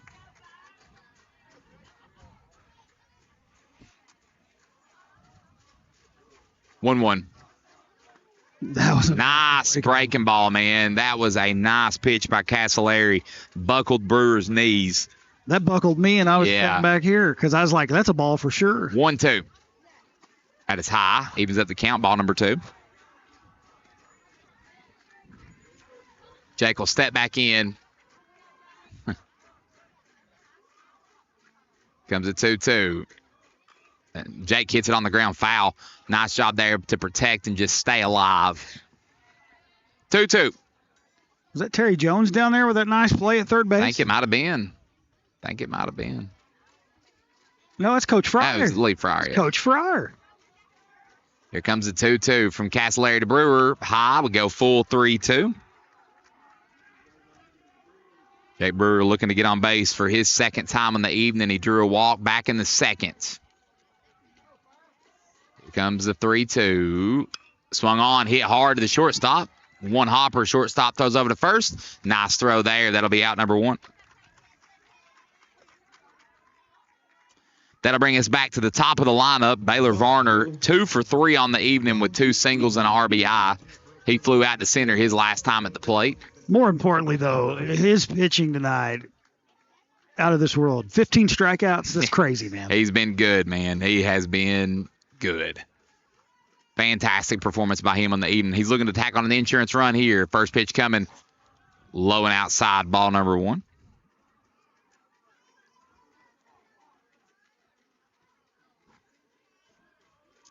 Comes the 1-0. Outside, ball 2. And if you're keeping track at home, he's faced 19 batters. He struck out 15. And he struck out 15. That's insane. 2-0. Pitch is hit in the air out to left field. Just hit a mile into the sky. Left fielder's going to have to run back in some, but he gets under it. Nice play there by the left fielder. That'll be out number 2. Yeah, he just got under that one. Had he hit that one on the button, that'd still be going. Yeah. That'll bring up Jackson Perry. Jackson 2 for 3 on the evening with 2 singles. He reached on an error back in the second. 2 down here for the Green Dragons. They lead 7-0. First pitch coming from first pitch coming from Castleberry to JP is outside. Ball number 1.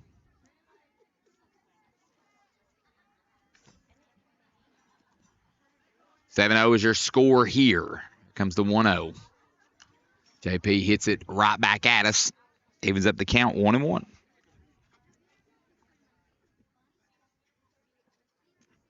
JP, a sophomore. He's got a long career ahead of him in multiple sports. Yes. Harlan County going to lose some. One key component they're going to keep, Zayden Castleberry, a junior. Yeah. 1-1. That one's hit hard. Yep, that's into the gap. And JP has hit that one deep, and that's some trouble there. That rolls all the way to the fence. He's rounding second. He's going to third. He's got a triple all day on that. He is going to hold up there at third, and that is a triple for Jackson Perry on a nice hit ball out to the gap. I was going to say, with his speed, they're lucky that wasn't an inside the park home run. Yeah. Jackson's had a game, man. 3 for 4. He has gotten on base every time he has been at the plate tonight. And now Eli Fryer will step up, looking to tack on the insurance run for the Green Dragons. I mean, had Varner not had 15 strikeouts, JP could easily be player of the game. Absolutely. That one's hit hard. Drilled. That is drilled. Is that going to get down? Nice play there by the center fielder. Eli over quick. Yeah, Eli hit it hard, but that'll be out number 3. The Black Bears will be down to their last 3 outs when we come back for the Sazon Steakhouse 52nd District Tournament on 105.1 WTUK.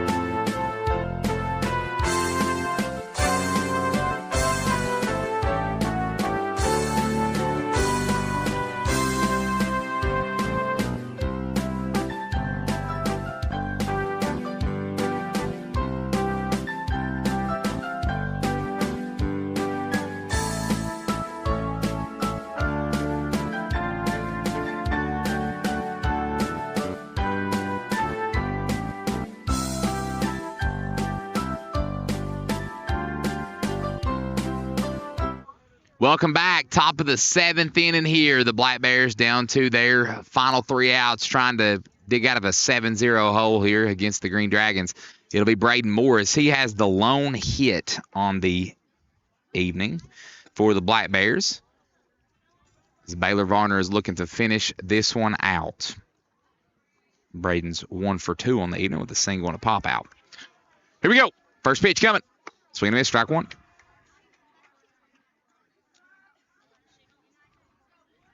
Baylor goes high heat there for his first pitch. Braden will step back in. 0-1. Here it comes. Swing and miss, strike 2. Morris with the only hit for the Black Bears back in that first inning.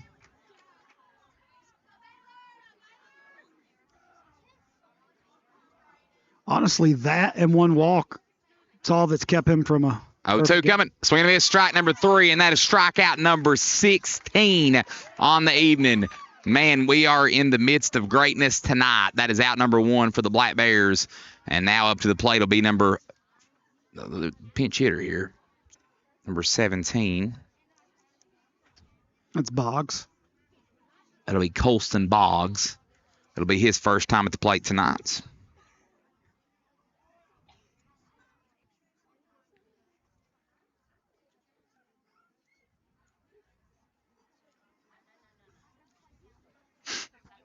Mm. 16 strikeouts, man. That's crazy. What a performance. I mean, I knew he was good. He's a good pitcher, and I knew he was going to have a good game, but I didn't expect this kind of performance. I didn't either. That'll be strike 1 to Boggs. Foul tip.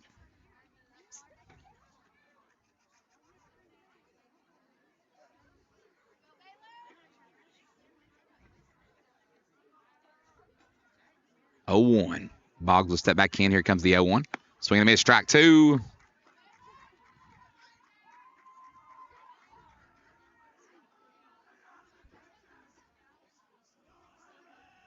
Here comes the 0-2. Swing and miss, strike 3. There's number 17.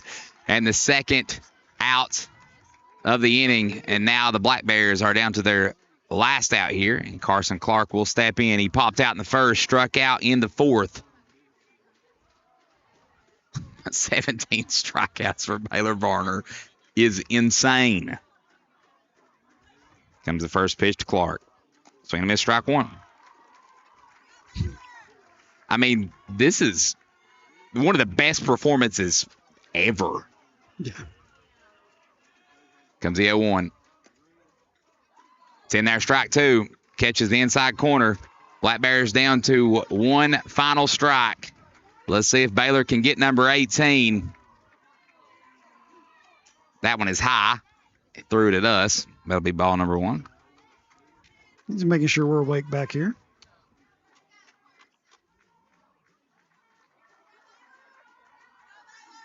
Here comes the 1-2. And that will do it. 18 strikeouts on the evening. Baylor Varner with a historic performance here for Harlan High School in the first round of the 52nd District Tournament as they defeat the Harlan County Black Bears 7-0, and they will move on to play the Bell County Bobcats tomorrow night here at the Joe Gilly Athletic Complex. We'll take a break and be right back here with the Scott Listenby Players of the Game here on 105.1 WTUK.